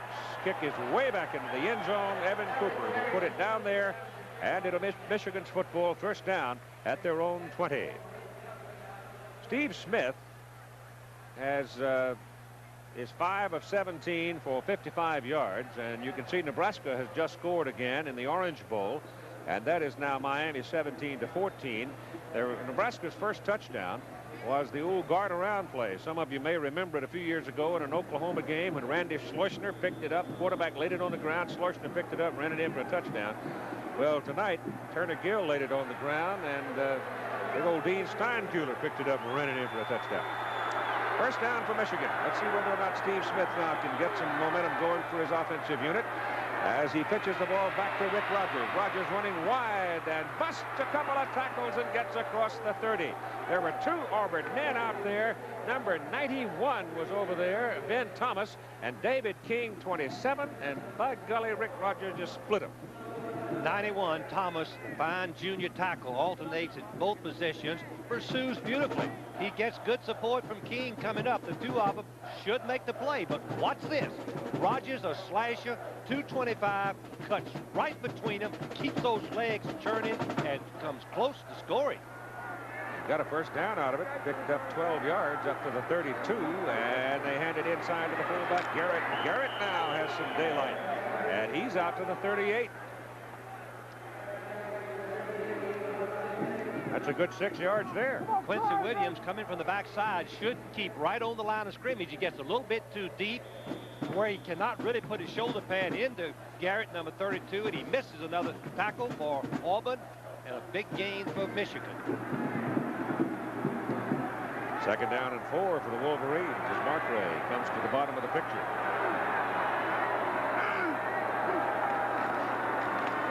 Steve Smith caught, dropped right at the line of scrimmage. Gerald Williams, a big 265-pound sophomore tackle from Valley, Alabama, jumped on him. Loss on the play of about a half a yard or so. Well, This is a real crucial first down. Michigan seemed to pick up a little momentum as we look at those Jim Beckman and staff making the first down and coming close with the next one. And Auburn getting the penetration and stopping them for a loss. 3rd and a long 4. Smith back. Gets it away over the middle, and it is incomplete. And David King almost picked it off. And he's beside himself. Well, the ball was thrown so hard. It's thrown like a bullet. I don't see how King could have possibly caught it. Let's watch it again and have another look, and you can see why Smith is a little bit in front of the receiver. Look from here, and the ball goes right by the receiver and hits King right on the arms and falls incomplete. Bracken is in. Watch Williams right here, number 93, really hits the blow on Smith, the quarterback.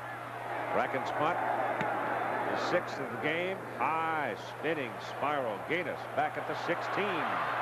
Down he goes at the 17-18. 46-yard punt. Good hang time on it. A 2-yard return. 4:20 to go, 3rd quarter, in Michigan leading 7-3. Once again, Auburn doesn't have very good field position. They've got to start at their 18. Just been a picture book play by Michigan. Make a first down and 2, long kick, good coverage. Start the opponents in deep. Let your defense take over. Michigan moving that defense around.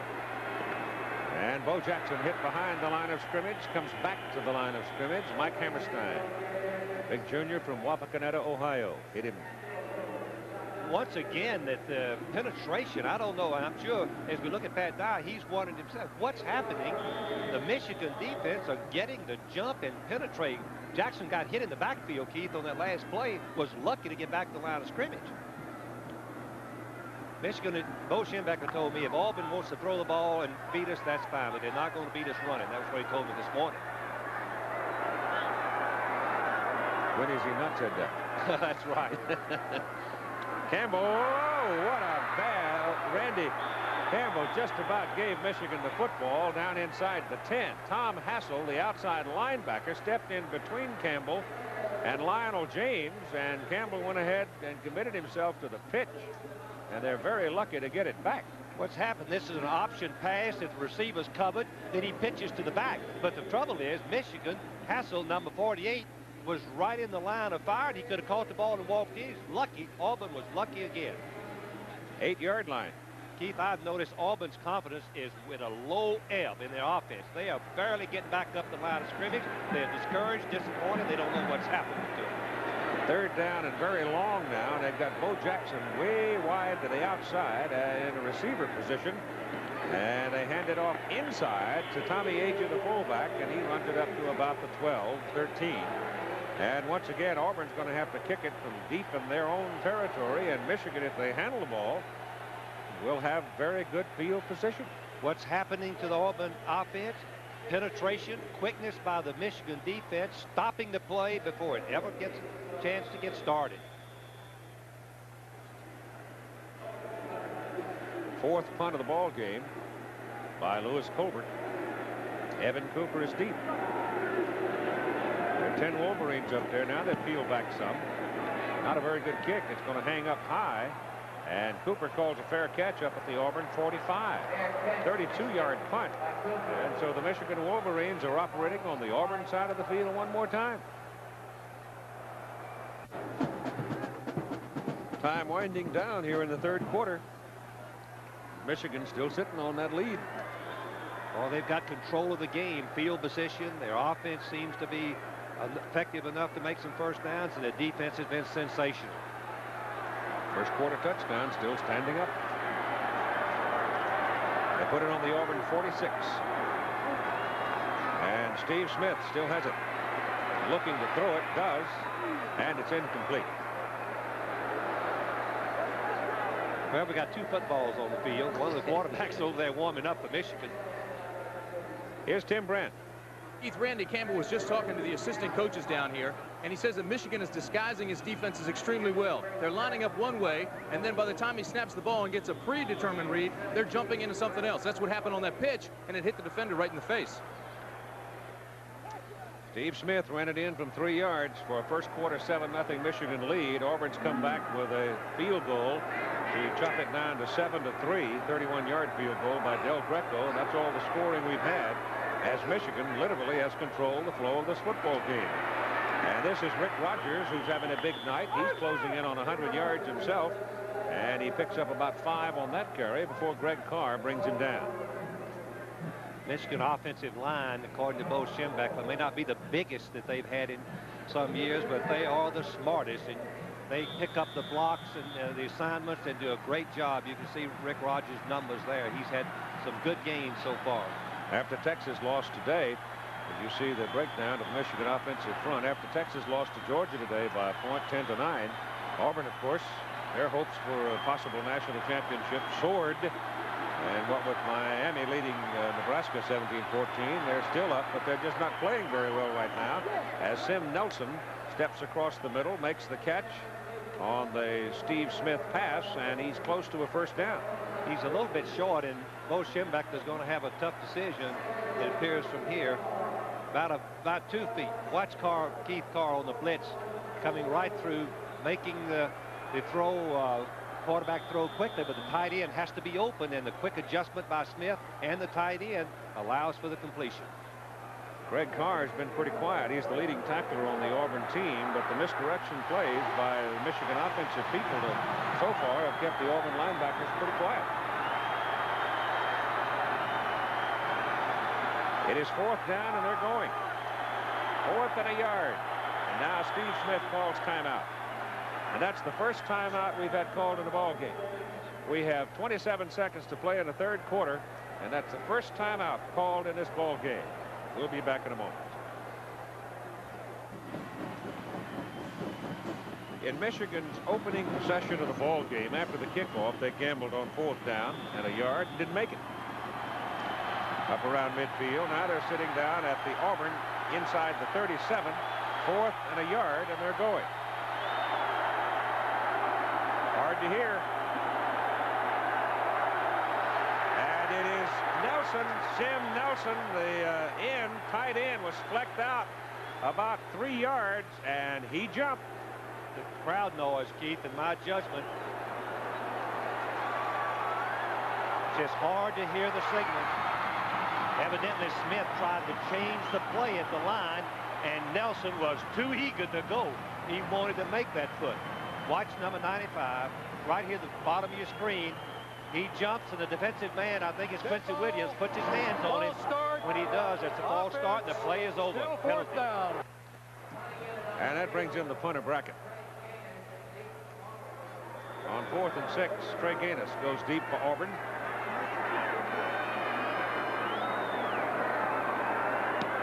And it's spun to Gaines at the 11th. Fair catch call. Let's repeat what we played earlier in our ball game when Bo Schembechler told about how they had tried to prepare for the crowd noise in the dome. We practiced indoors. We have an indoor facility at home, and we piped in crowd noise. And when I say piped it in, we came out of those practices with headaches, not from hitting, from the noise. So we have worked against it. But if you're going to do a lot of work at the line of scrimmage, that communication can beat you. It's hurt us in some games in noisy stadiums this year. So that's the reason we worked hard on it. Keith, what he means by work at the line of scrimmage, meaning that Smith comes up and changes the play. Looks over the defense. He sees where he might make the best yardage, and he calls that play at the line. Ball is just short of the 12. For Auburn, they've had bad field position most of the night to start possessions. They give it back to Bo Jackson. And Jackson just keeps on turning and runs them out of trouble out to the 24. The play that he makes this yard is a reverse play. It's going to start to your left of your screen, a fake to the fullback, hand back to Jackson. Michigan pursues very quickly. Anderson, number 57, is blocked by the tackle. Jackson tries to cut back, finally get him down, but not before a nice gain. Picked up 12, and it's first down Auburn at the 24. Time just about gone in the 3rd quarter. They get the snap off, pitch it out to Lionel James. He's got some daylight, and he runs it across the 35, and that's another Auburn first down as the 3rd quarter comes to a close. with Michigan leading still by a score of 7-3. And we'll be back with this 50th Sugar Bowl game after this commercial message and a word from a local station.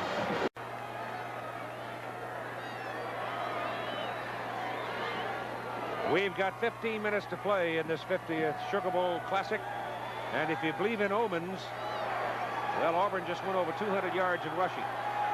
They have not lost a game this season in which they've gained 200 or more yards on the ground. They have it first down at their own 35. They trail 7-3, and whistle stop them. Once again, the crowd noise, Keith. The quarterback was getting ready to snap the ball, and the lineman moved. Auburn has been substituting regularly. Jordan, their all-conference players, just coming back in at the offensive guard position. Ostrowski, number 65, coming out. Dead ball. Ball start. Offense, still first down. Here's the number that Keith was talking about. Auburn, and as far as that Michigan, the only games they've lost is when they failed to rush for over 200 yards. Both, here are the stats, Auburn has picked up and gained, as you can see. But the big problem, Auburn has had 4 turnovers, something uncharacteristic of them. They only had 16 for the season. First down and 15. Ball back on the 30. Oh, that Michigan man really came off in a hurry. I think he might have been a little bit too quick. Looked like nose guard Sincic. Yeah, Sincic was ready to penetrate against that wishbone, and that's been the secret of Michigan's success, getting some penetration to guard and tackle. Watch Sincic, number 53, not very big, but he's going right over the center, trying to get in that backfield, but he jumped the snap kick.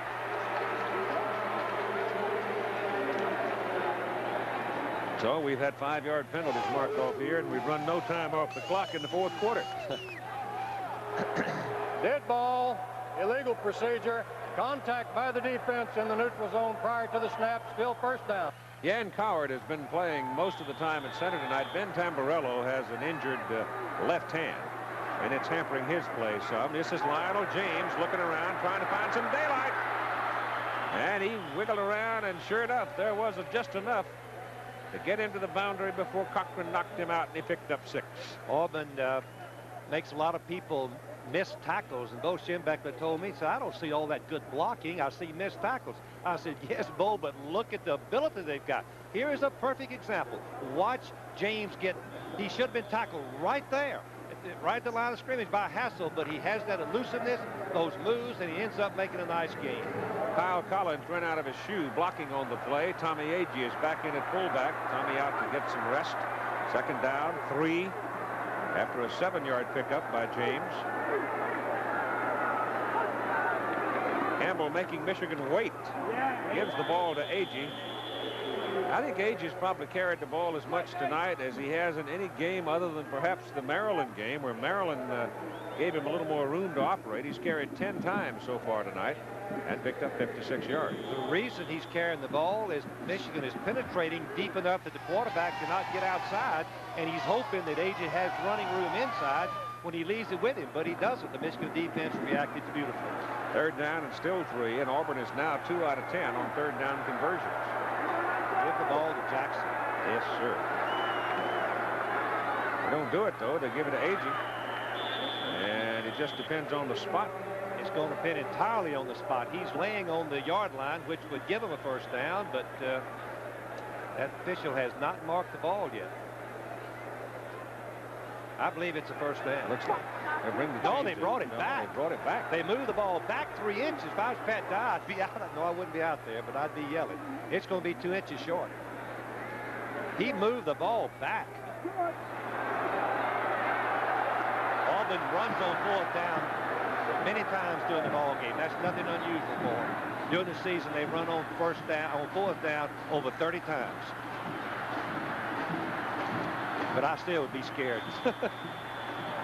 Auburn fans have got to be uptight right now. Could be the ball game. Yes, sir. If they make it, they've got a chance to win. If they don't, the defense will be very discouraged when they take the field. Oh, my goodness, what would you do? Penetrate Give on it 34. That's what I'd do. Michigan's coming, too, boy. Campbell keeps it. He's got the first down. Well, they're not giving him a very good mark, Keith. They certainly aren't. They're not giving him that a mark. Linesman from the far side has marked him short. He sure did. That 45-yard line.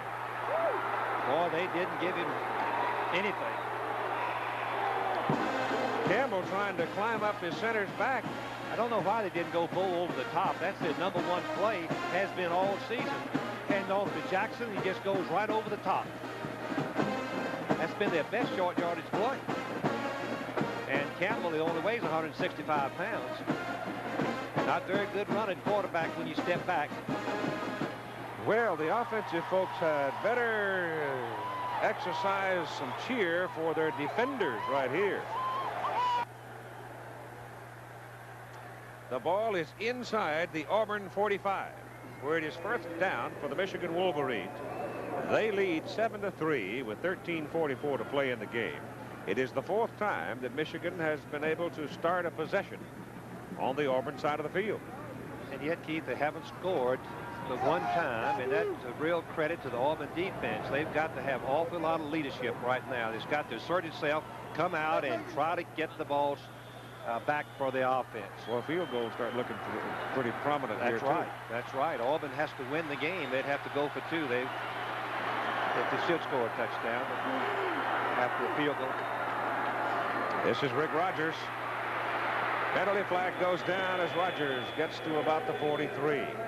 Number 9 came flying in, Tommy Powell, and then missed his target and took himself right out of the play. I believe.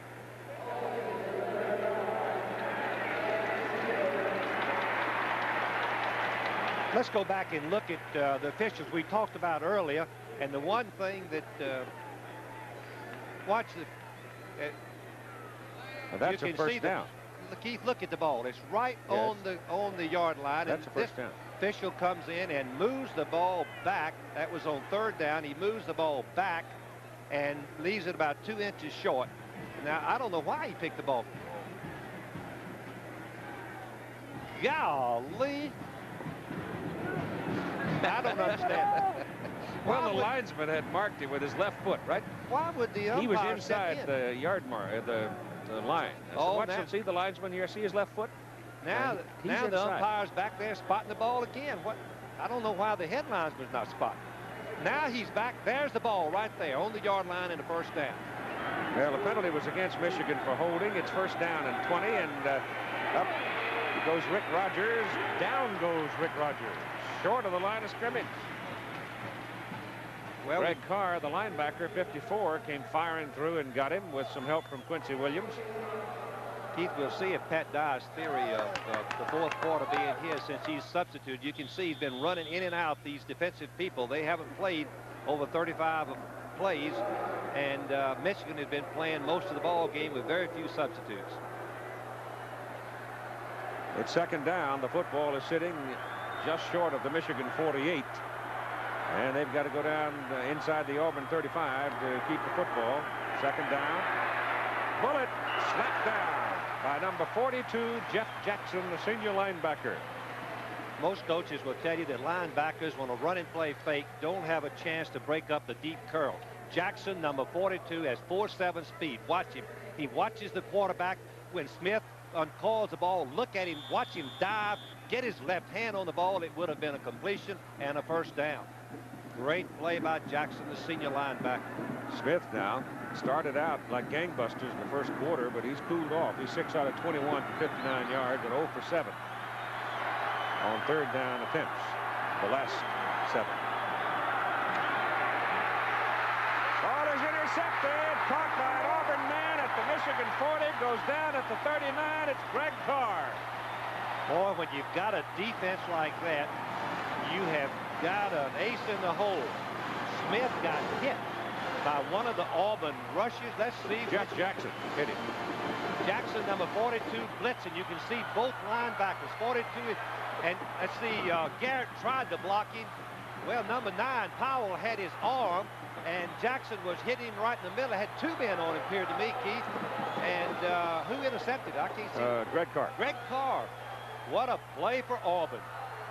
Well, let's see if the defense is now giving the offense the football on the Michigan 39. Let's see if they can do something with it. But the Wolverine defensive people have just been superb so far in this football game. They have befuddled and literally stopped the Auburn wishbone. Ball goes to Bo Jackson. And Bo Jackson is hit by Hassel. Tom Hassel, number 48. Hassel is not very big. He's only 6 feet, weighs about 210, but he plays about 240. Penalty coming up against Auburn. Procedure. Once again, to me, it seems that the quarterback and the lineman cannot hear the snap count. Auburn still is going to have to throw some. The Michigan defense are all over the running game, meaning they've got 10 men up there close, ready to tackle the ball carriers at the line of scrimmage. One man playing deep, really. That's the one on the wide receiver. Everybody else playing the run. 12 minutes and 28 seconds to play in the football game. Tamburello is back in at center for Auburn. Now the first man again. That's 11 carries for Agee. And he roots it on down to about the 41. I cannot understand that you still try to run the triple option with everybody up on the line of scrimmage. And they're making the fullback keep the ball, and that's wise, where they can't get the ball outside to Jackson. You can see Pat Dye's giving the offensive coordinator some instructions right there. Jack Crow. That's Bo Jackson hit at the line of scrimmage. Momentum carries him inside the 40 to the 37. So they've 3rd down and 9. Look at these numbers here. Bo Schembechler told me, I said, Frank, I said, Bo, you're going to single cover the receiver? He said, we're going to force them to throw. If they throw and beat us, they've just beaten us. But they're not going to beat us running the football. There are the percentages. 3rd and 9. Up the middle, Jackson does not get the first down.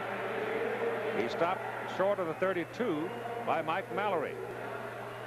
Well, if I in this situation with a possible national championship, at least the ramifications, he's got to go for it. He's got to go for it. I wouldn't attempt to punt or field goal.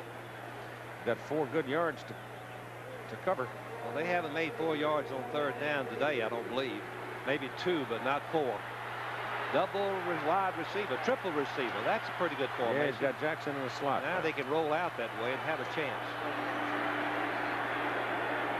Jackson coming back. Campbell keeps it. He's got the first down.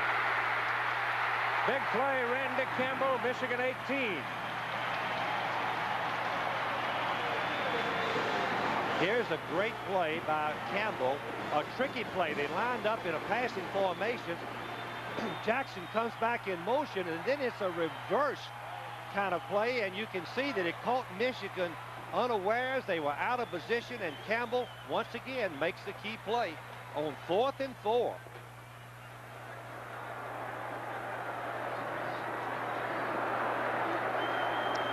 That should pep up the Auburn offensive line. Yeah, but they've been getting to about this point, Frank, and stalling. They have not scored in 13, but once in 13 tries from this part of the field. That's Jackson searching for some daylight. There isn't much. Maybe 2 yards. Auburn tried to get in a surprise formation, an unbalanced line, to give an extra blocker to Jackson, but Michigan would not be fooled. They moved right over as we look at Jackson for the ball game. 17 rushes. They wanted to get the ball to him at least 20, but he hadn't had much of a chance. Kyle Collins is back in there at fullback now. Age is out.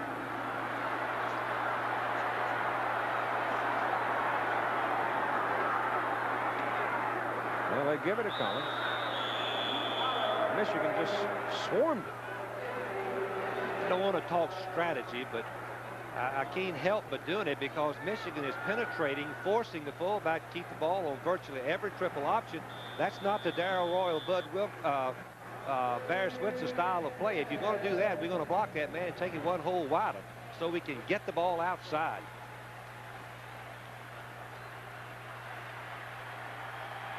Well, they've broken the bone again. Same formation of the last big play. Triples to the right. 3rd and 7. Campbell looking to throw it. Goes down the middle with it. And did they intercept it? No. No. Incomplete forward pass. Almost picked off by Tony Gant. Well, now Pat Dye's got a decision. He's not. Yes, he is going for the field goal. He's got 8 minutes and 53 seconds to play in a football game.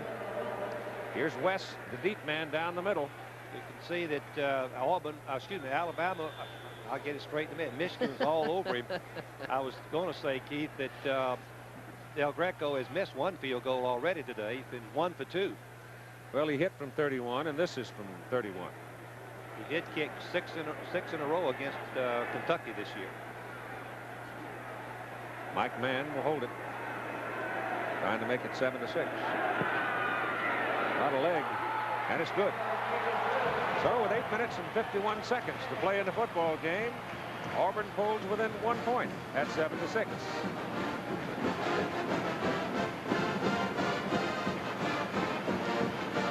Here's Buford, number 11, the wide receiver. Look how wide open he is. Campbell just couldn't see him. Look at Yevon. Give me the ball. Give me the ball. He's wide open for a touchdown. Oh, my goodness. There wasn't anybody within 8 yards of him. But he didn't see him. Well, the Auburn defense gave the offense the football, and on the Michigan side, they could only get 3 points out of it.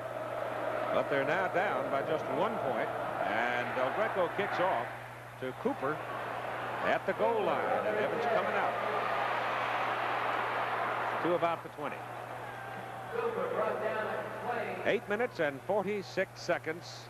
And once again, the heat's on the Auburn defense. They've got to hold this Michigan team. Michigan's offense has been pretty quiet now for the last 2 quarters. I think the difference in the Auburn defense, they're getting a heavy pass rush on Smith on virtually every time he goes back to pass. And that has been the big difference. You can see the Michigan last 6 possessions, only 1 first down in the last 6 possessions. That is a great tribute to that Auburn defense.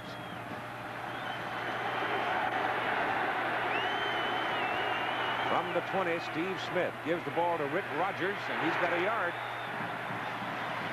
Dave Ottman, number 61, made the hit for Auburn with help from Jeff Jackson. Number 1 priority for the Auburn defense, stop Michigan on first down, throw them into a passing situation. As we look at Pat Dye, then we can lay our ears back and put some pressure on Smith, and that has been successful in the last 6 possessions. Yeah, that's kind of tense time now, isn't Yes, it is. The defense has got to stop them right here where Auburn can get good field position. Steve Smith, the resourceful quarterback, the senior of Michigan, looking around. Crowd is roaring. Noisy in the Superdome. Steve on a roll. Has time, throws to the sidelines. The pass is complete, but it is short of a first down. It is caught by Vincent Bean.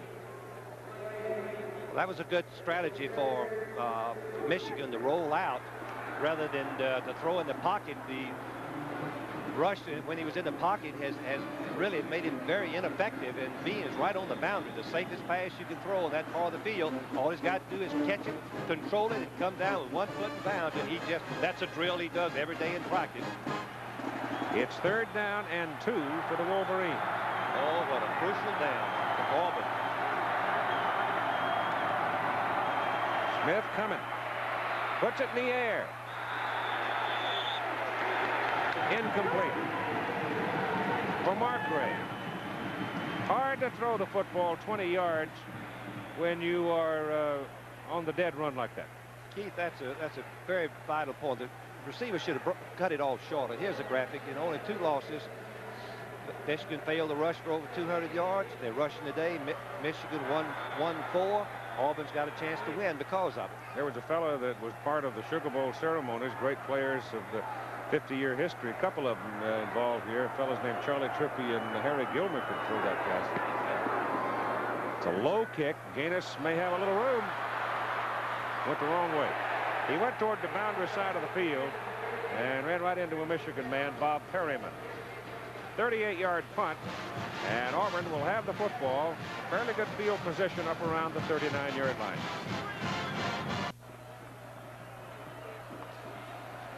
Both teams intact, called to the sidelines to talk with their respective coaching staff. And Pat Dye looks to me like he is a little hot. He is hot. The strategy has not been what he expected. There goes that lead man out of the wishbone, Tommy Agee, fighting for yardage and still pounding away. And he's up to midfield, and that's a great run. There's a penalty, though. No, he didn't. I'm sorry. It's a first down. I'll take it back. Boy, did he keep his feet. He made most of that yardage on his own. He was hit at the line of scrimmage. Age is just a freshman. Although he has 4.5 speed, you can see the defensive end ran up the field. Now Agee starts trying to cut back, and Cochran should have made his tackle with his arms, and now another man has him right there. I can't see that number. 14, Gant, and Cochran missed him. Yeah, but Cooper had a shot at him. He just tried to stick his helmet in the stomach, knocked the ball loose instead of using his arms. Didn't use his arms to wrap him up. First down, and they go back to Agee again, and he's got a couple of yards at midfield, moving it down to about the Michigan 48. ABC's Wide World of Sports premieres next Saturday at 5 Eastern, 4 Central Time. And both segments in the program will come out of the Far East, the Harlem Globetrotters in Hong Kong, and the World Cup Weightlifting Championship from Tokyo, Japan. The best play that Auburn can run against what Michigan is doing is a base handoff to the fullback, but block everybody, not finesse them. That's Bo Jackson on that counter play, coming back down to about the 45, and now they're looking at 3rd down and 5.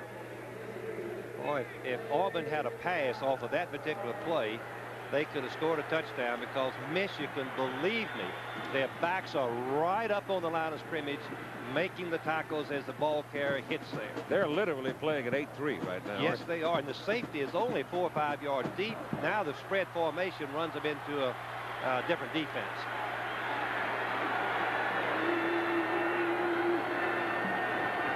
Third and 5. Campbell's got it, spins it, and he reaches the 42. That's short of the first down. Oh, 4th down and 2. Now Campbell made it on a keep play on 4th and 4. Now it's 4th and 2. And Agee comes out of the ball game, limping. Still, Auburn has run 54 plays and passed only 7. That's about 90%. My arithmetic is correct. We better hurry. Time remaining in the game. Michigan 7, Auburn 6.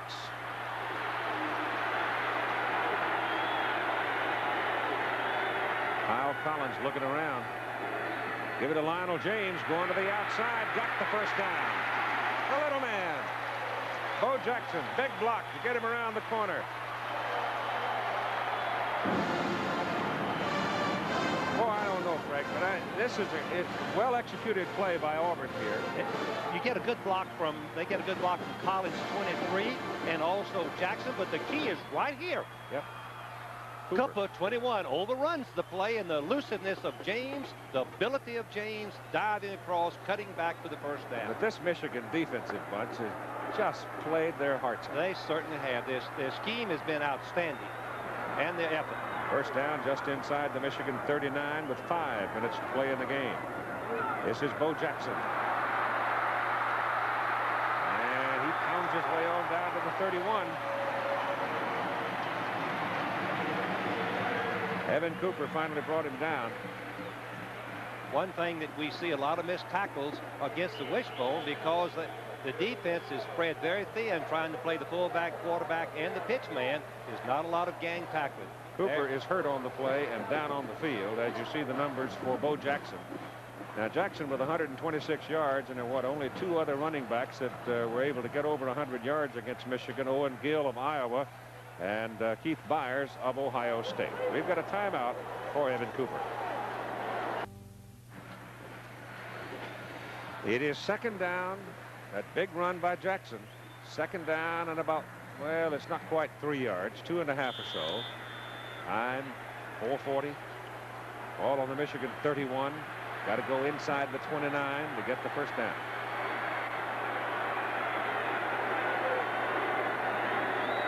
They flex the tight end West out. And Campbell keeps it, and he is hit right at the 30-yard line by Al Sinsich, the junior out of Cleveland, the nose guard. Boy, the Michigan defense, when you play defense for Bo Schembechler, as we look at what the Auburn backfield has done, pretty darn impressive, but they've had so far to go. The field position has been so bad they can't get any points on the scoreboard. But to play defense for Michigan, you are selected on your attitude, your intensity, your dedication, your commitment, and the Michigan defense shows it right here. 5 men front right now. 3rd down, 2. Lionel James cuts it back against the grain and will have the 1st down. So once again, 166-pound Lionel James makes the big play for Auburn. What a great player he has been for 4 years for Auburn. The coaches tell me he's really the leader of this football team. He is the bell cow, the one that peps them up, asserts the leadership, gets them going when they need to. You can see him hustling them up there in the huddle right now. Cooper has come back into the lineup for Michigan. Evan Cooper played an outstanding ball game. Shaken up, shook it off, back in. 1st down, Auburn. Michigan 28 down the line, goes to James. Jackson with a block for him. Can't get around the corner. Evan Cooper made the play for Michigan. And he's hurt again. Oh, he pops up. Yeah, Cooper's a tremendous football player. Hurt his shoulder a little bit there. Seems like he got it stung. But Cooper came up and took on the blocker, Jackson, and got away from Jackson's block and made the tackle. Once again, Auburn, I want to mention again, Auburn has been in this position on the field in the last 3 ball games 15 times. Has scored 1 touchdown. As Bo Schembechler, what a great career he has had. Tremendous defensive football coach. And you've got a timeout now with 3 minutes and 8 seconds to play in the football game, and it's 2nd down and 10.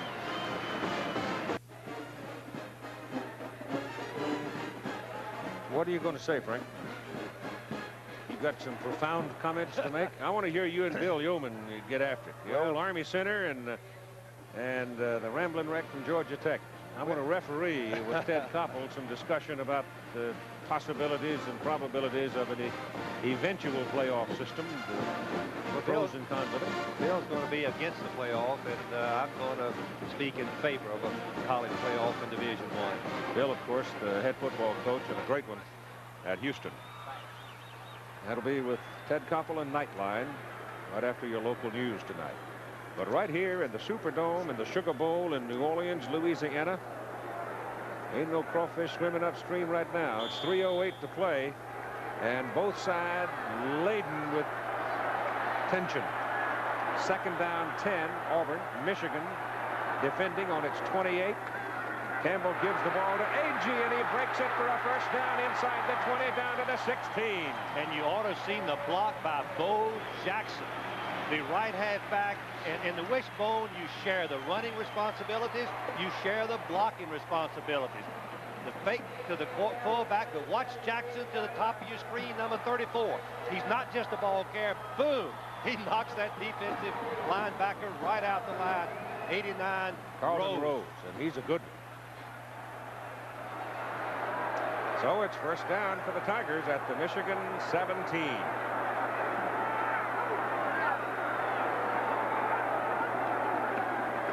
It's Jackson again to the 13.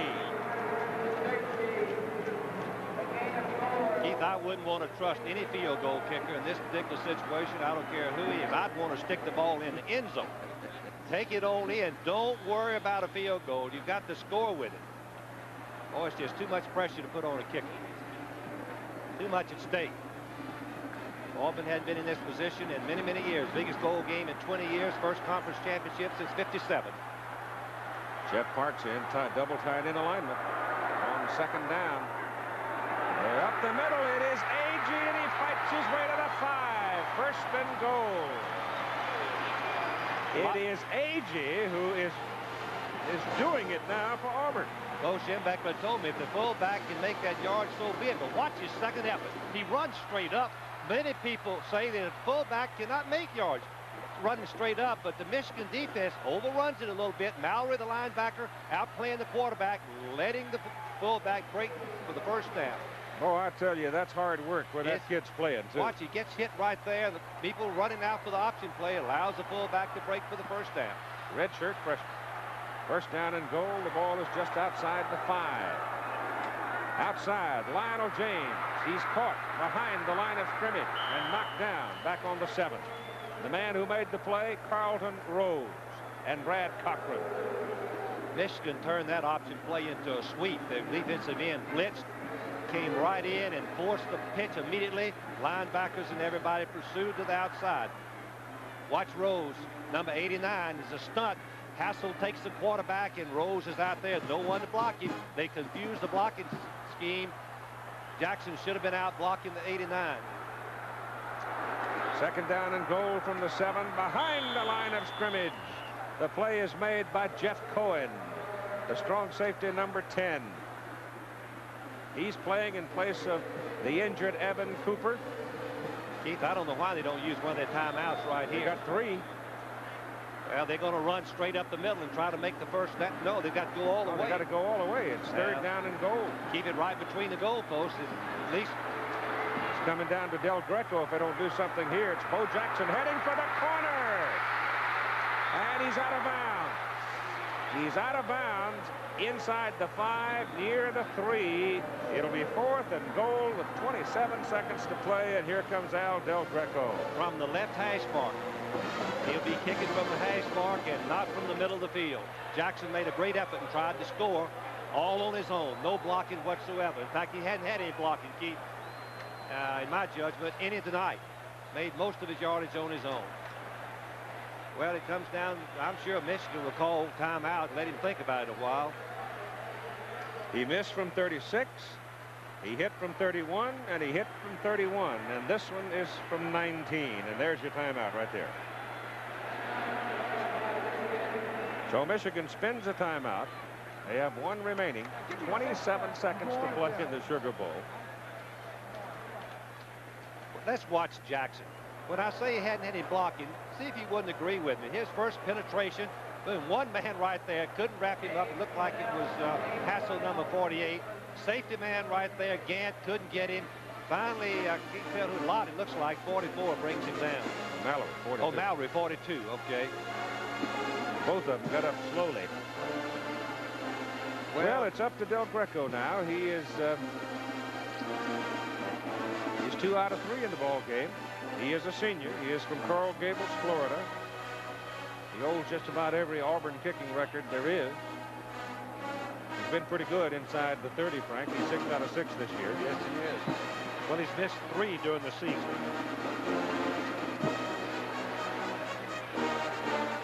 4, I'm sorry, missed 4, 1 long one.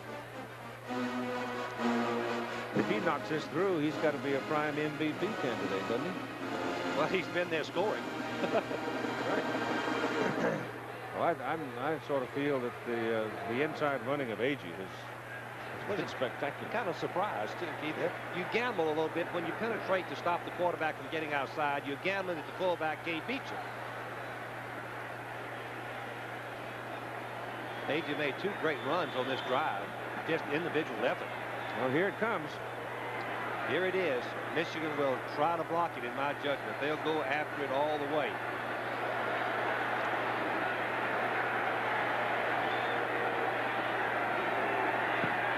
It's up, and it's good.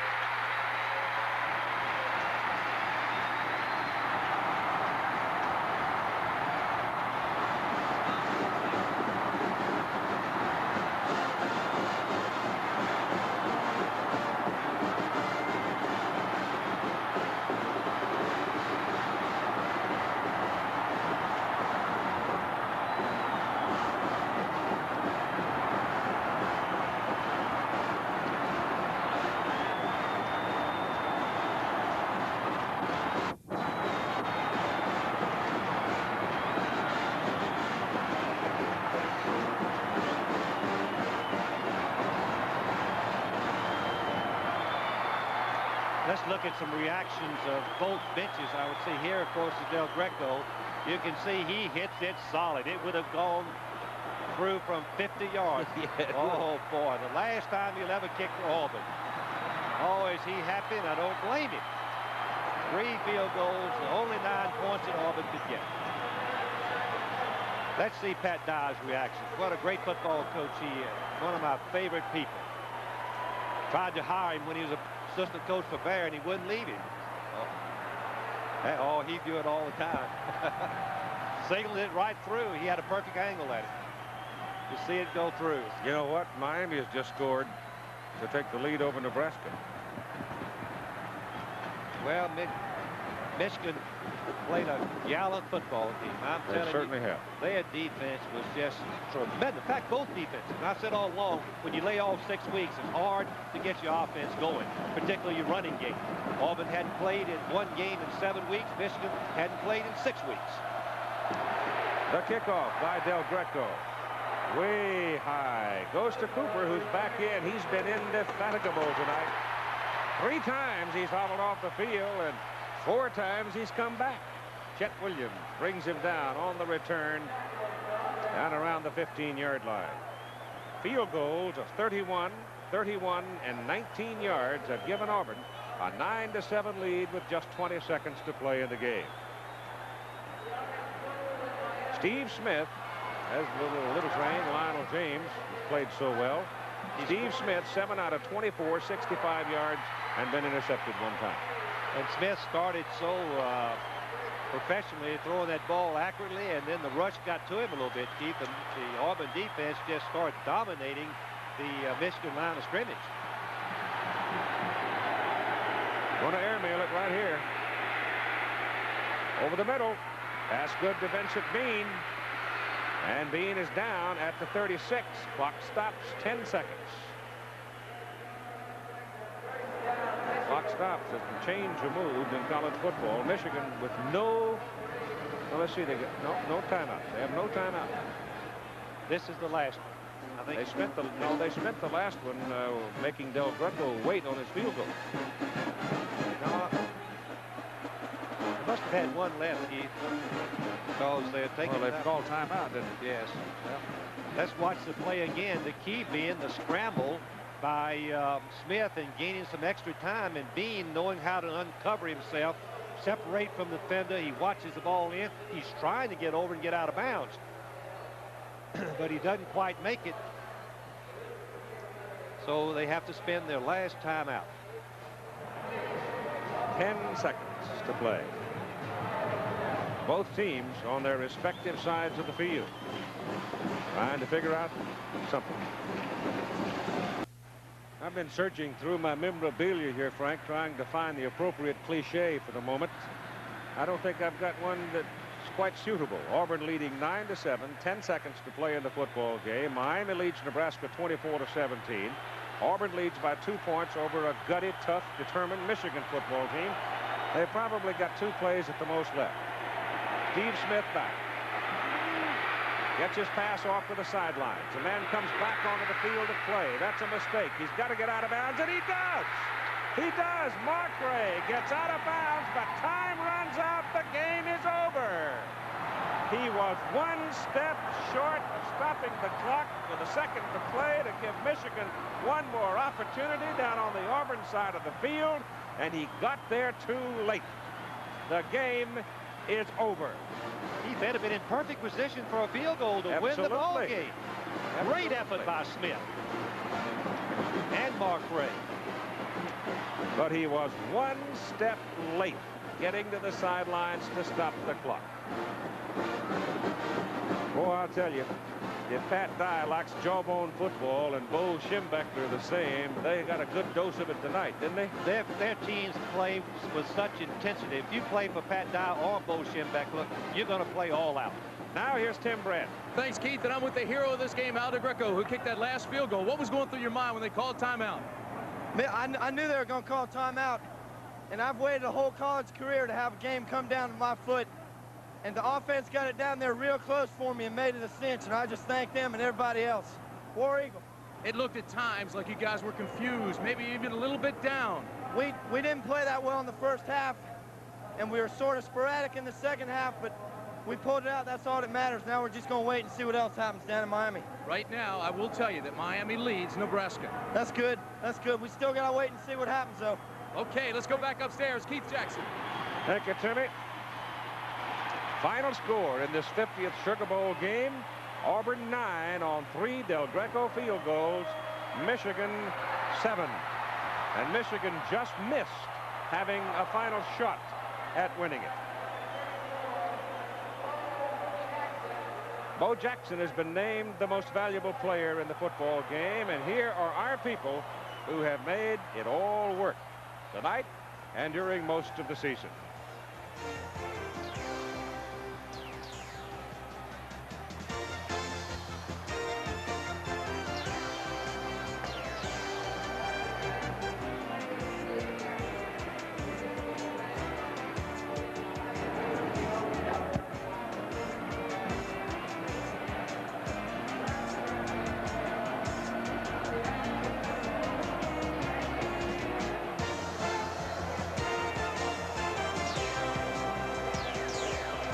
You win the pool.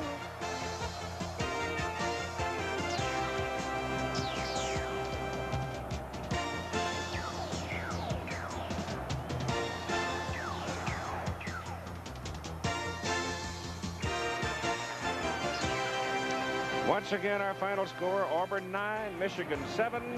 And we'll wait now for the balance. Stay tuned for ABC News Nightline immediately following your local news. Travel arrangements made through and promotional fee paid by United Airlines, the official airlines of the 1984 LA Olympic Games and proud sponsors of the United States Olympic team. This has been a presentation of ABC Sports, recognized around the world as the leader in sports television. In 1984, the Olympic tradition continues. To Miami, the Hurricanes, on the strength of their one-point upset in the Orange Bowl over Nebraska, vaulted to the top in both the AP Writers and UPI Coaches polls. Nebraska, the #1 team, the entire season slips to just second. Auburn, after the close call with Michigan in the Sugar Bowl, remains third. Georgia, Texas, Florida, and Brigham Young round out the top 7 in both. Ohio State and Michigan swap places for 8th and 9th. Illinois is number 10. Hitting the second 10 and or highlighting the second 10, that is the high climb back into the poll by Alabama. The Crimson Tide, on the strength of their rout of SMU in the Sun Bowl, finishes 12th in UPI and number 15 in AP. Well, I don't have to tell you that number 3 ranking does not sit well with the Auburn faithful, including Tiger coach Pat Dye. After the polls were released this morning, Dye told a gathering of media in Auburn that it just wasn't fair. I mean, really and truly, our football team really deserves a little something more than being third in the nation when you look at the dang schedule they play.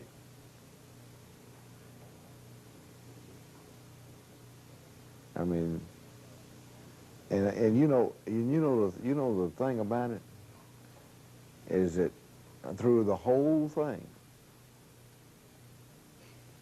you know, the whole process, our football team, I have not heard one derogatory remark. They just glad to be there. You know, there hadn't been one iota of speculation, one not any bitterness. And I don't believe there will be when they find out we're third. I think they're going to be disappointed just like I am. But I'm going to tell you something else. In their heart deep down, they feel like they can beat anybody in the country. And I'm not so sure that they couldn't too. Well, despite failing to win the national championship, the Tigers still return home today as heroes.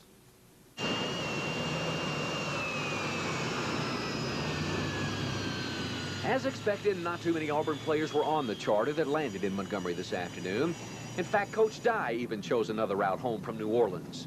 But for those that did make the trip, it was enjoyable to them to see the turnout of Tiger faithful. There was no doubt among the Auburn fans as the team arrived here at Danley Field just who was #1. Who is it, gang?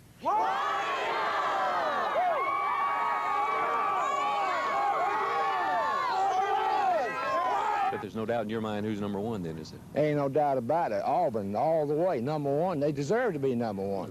I definitely believe they deserve to be #1. They've beaten everybody they played except for Texas, and I tell you, the Longhorns don't want to play them again. If you take in consideration who we've beaten and our schedule all year, and then we lost to Texas early in the year, the opponents, the people that we have beaten and who they played during the year, then there shouldn't be any question who's #1. I'm probably biased saying that I think we do, only because I play for Auburn, and, you know, we did play the toughest schedule in the country. You know, in the same sense, Miami has a legitimate gripe to say that they are, because they did beat Nebraska. Cries of War Eagle and we're #1 apparently fell on deaf ears as far as the pollsters were concerned. But to those that root for Auburn, this 1983 squad will always be national champions.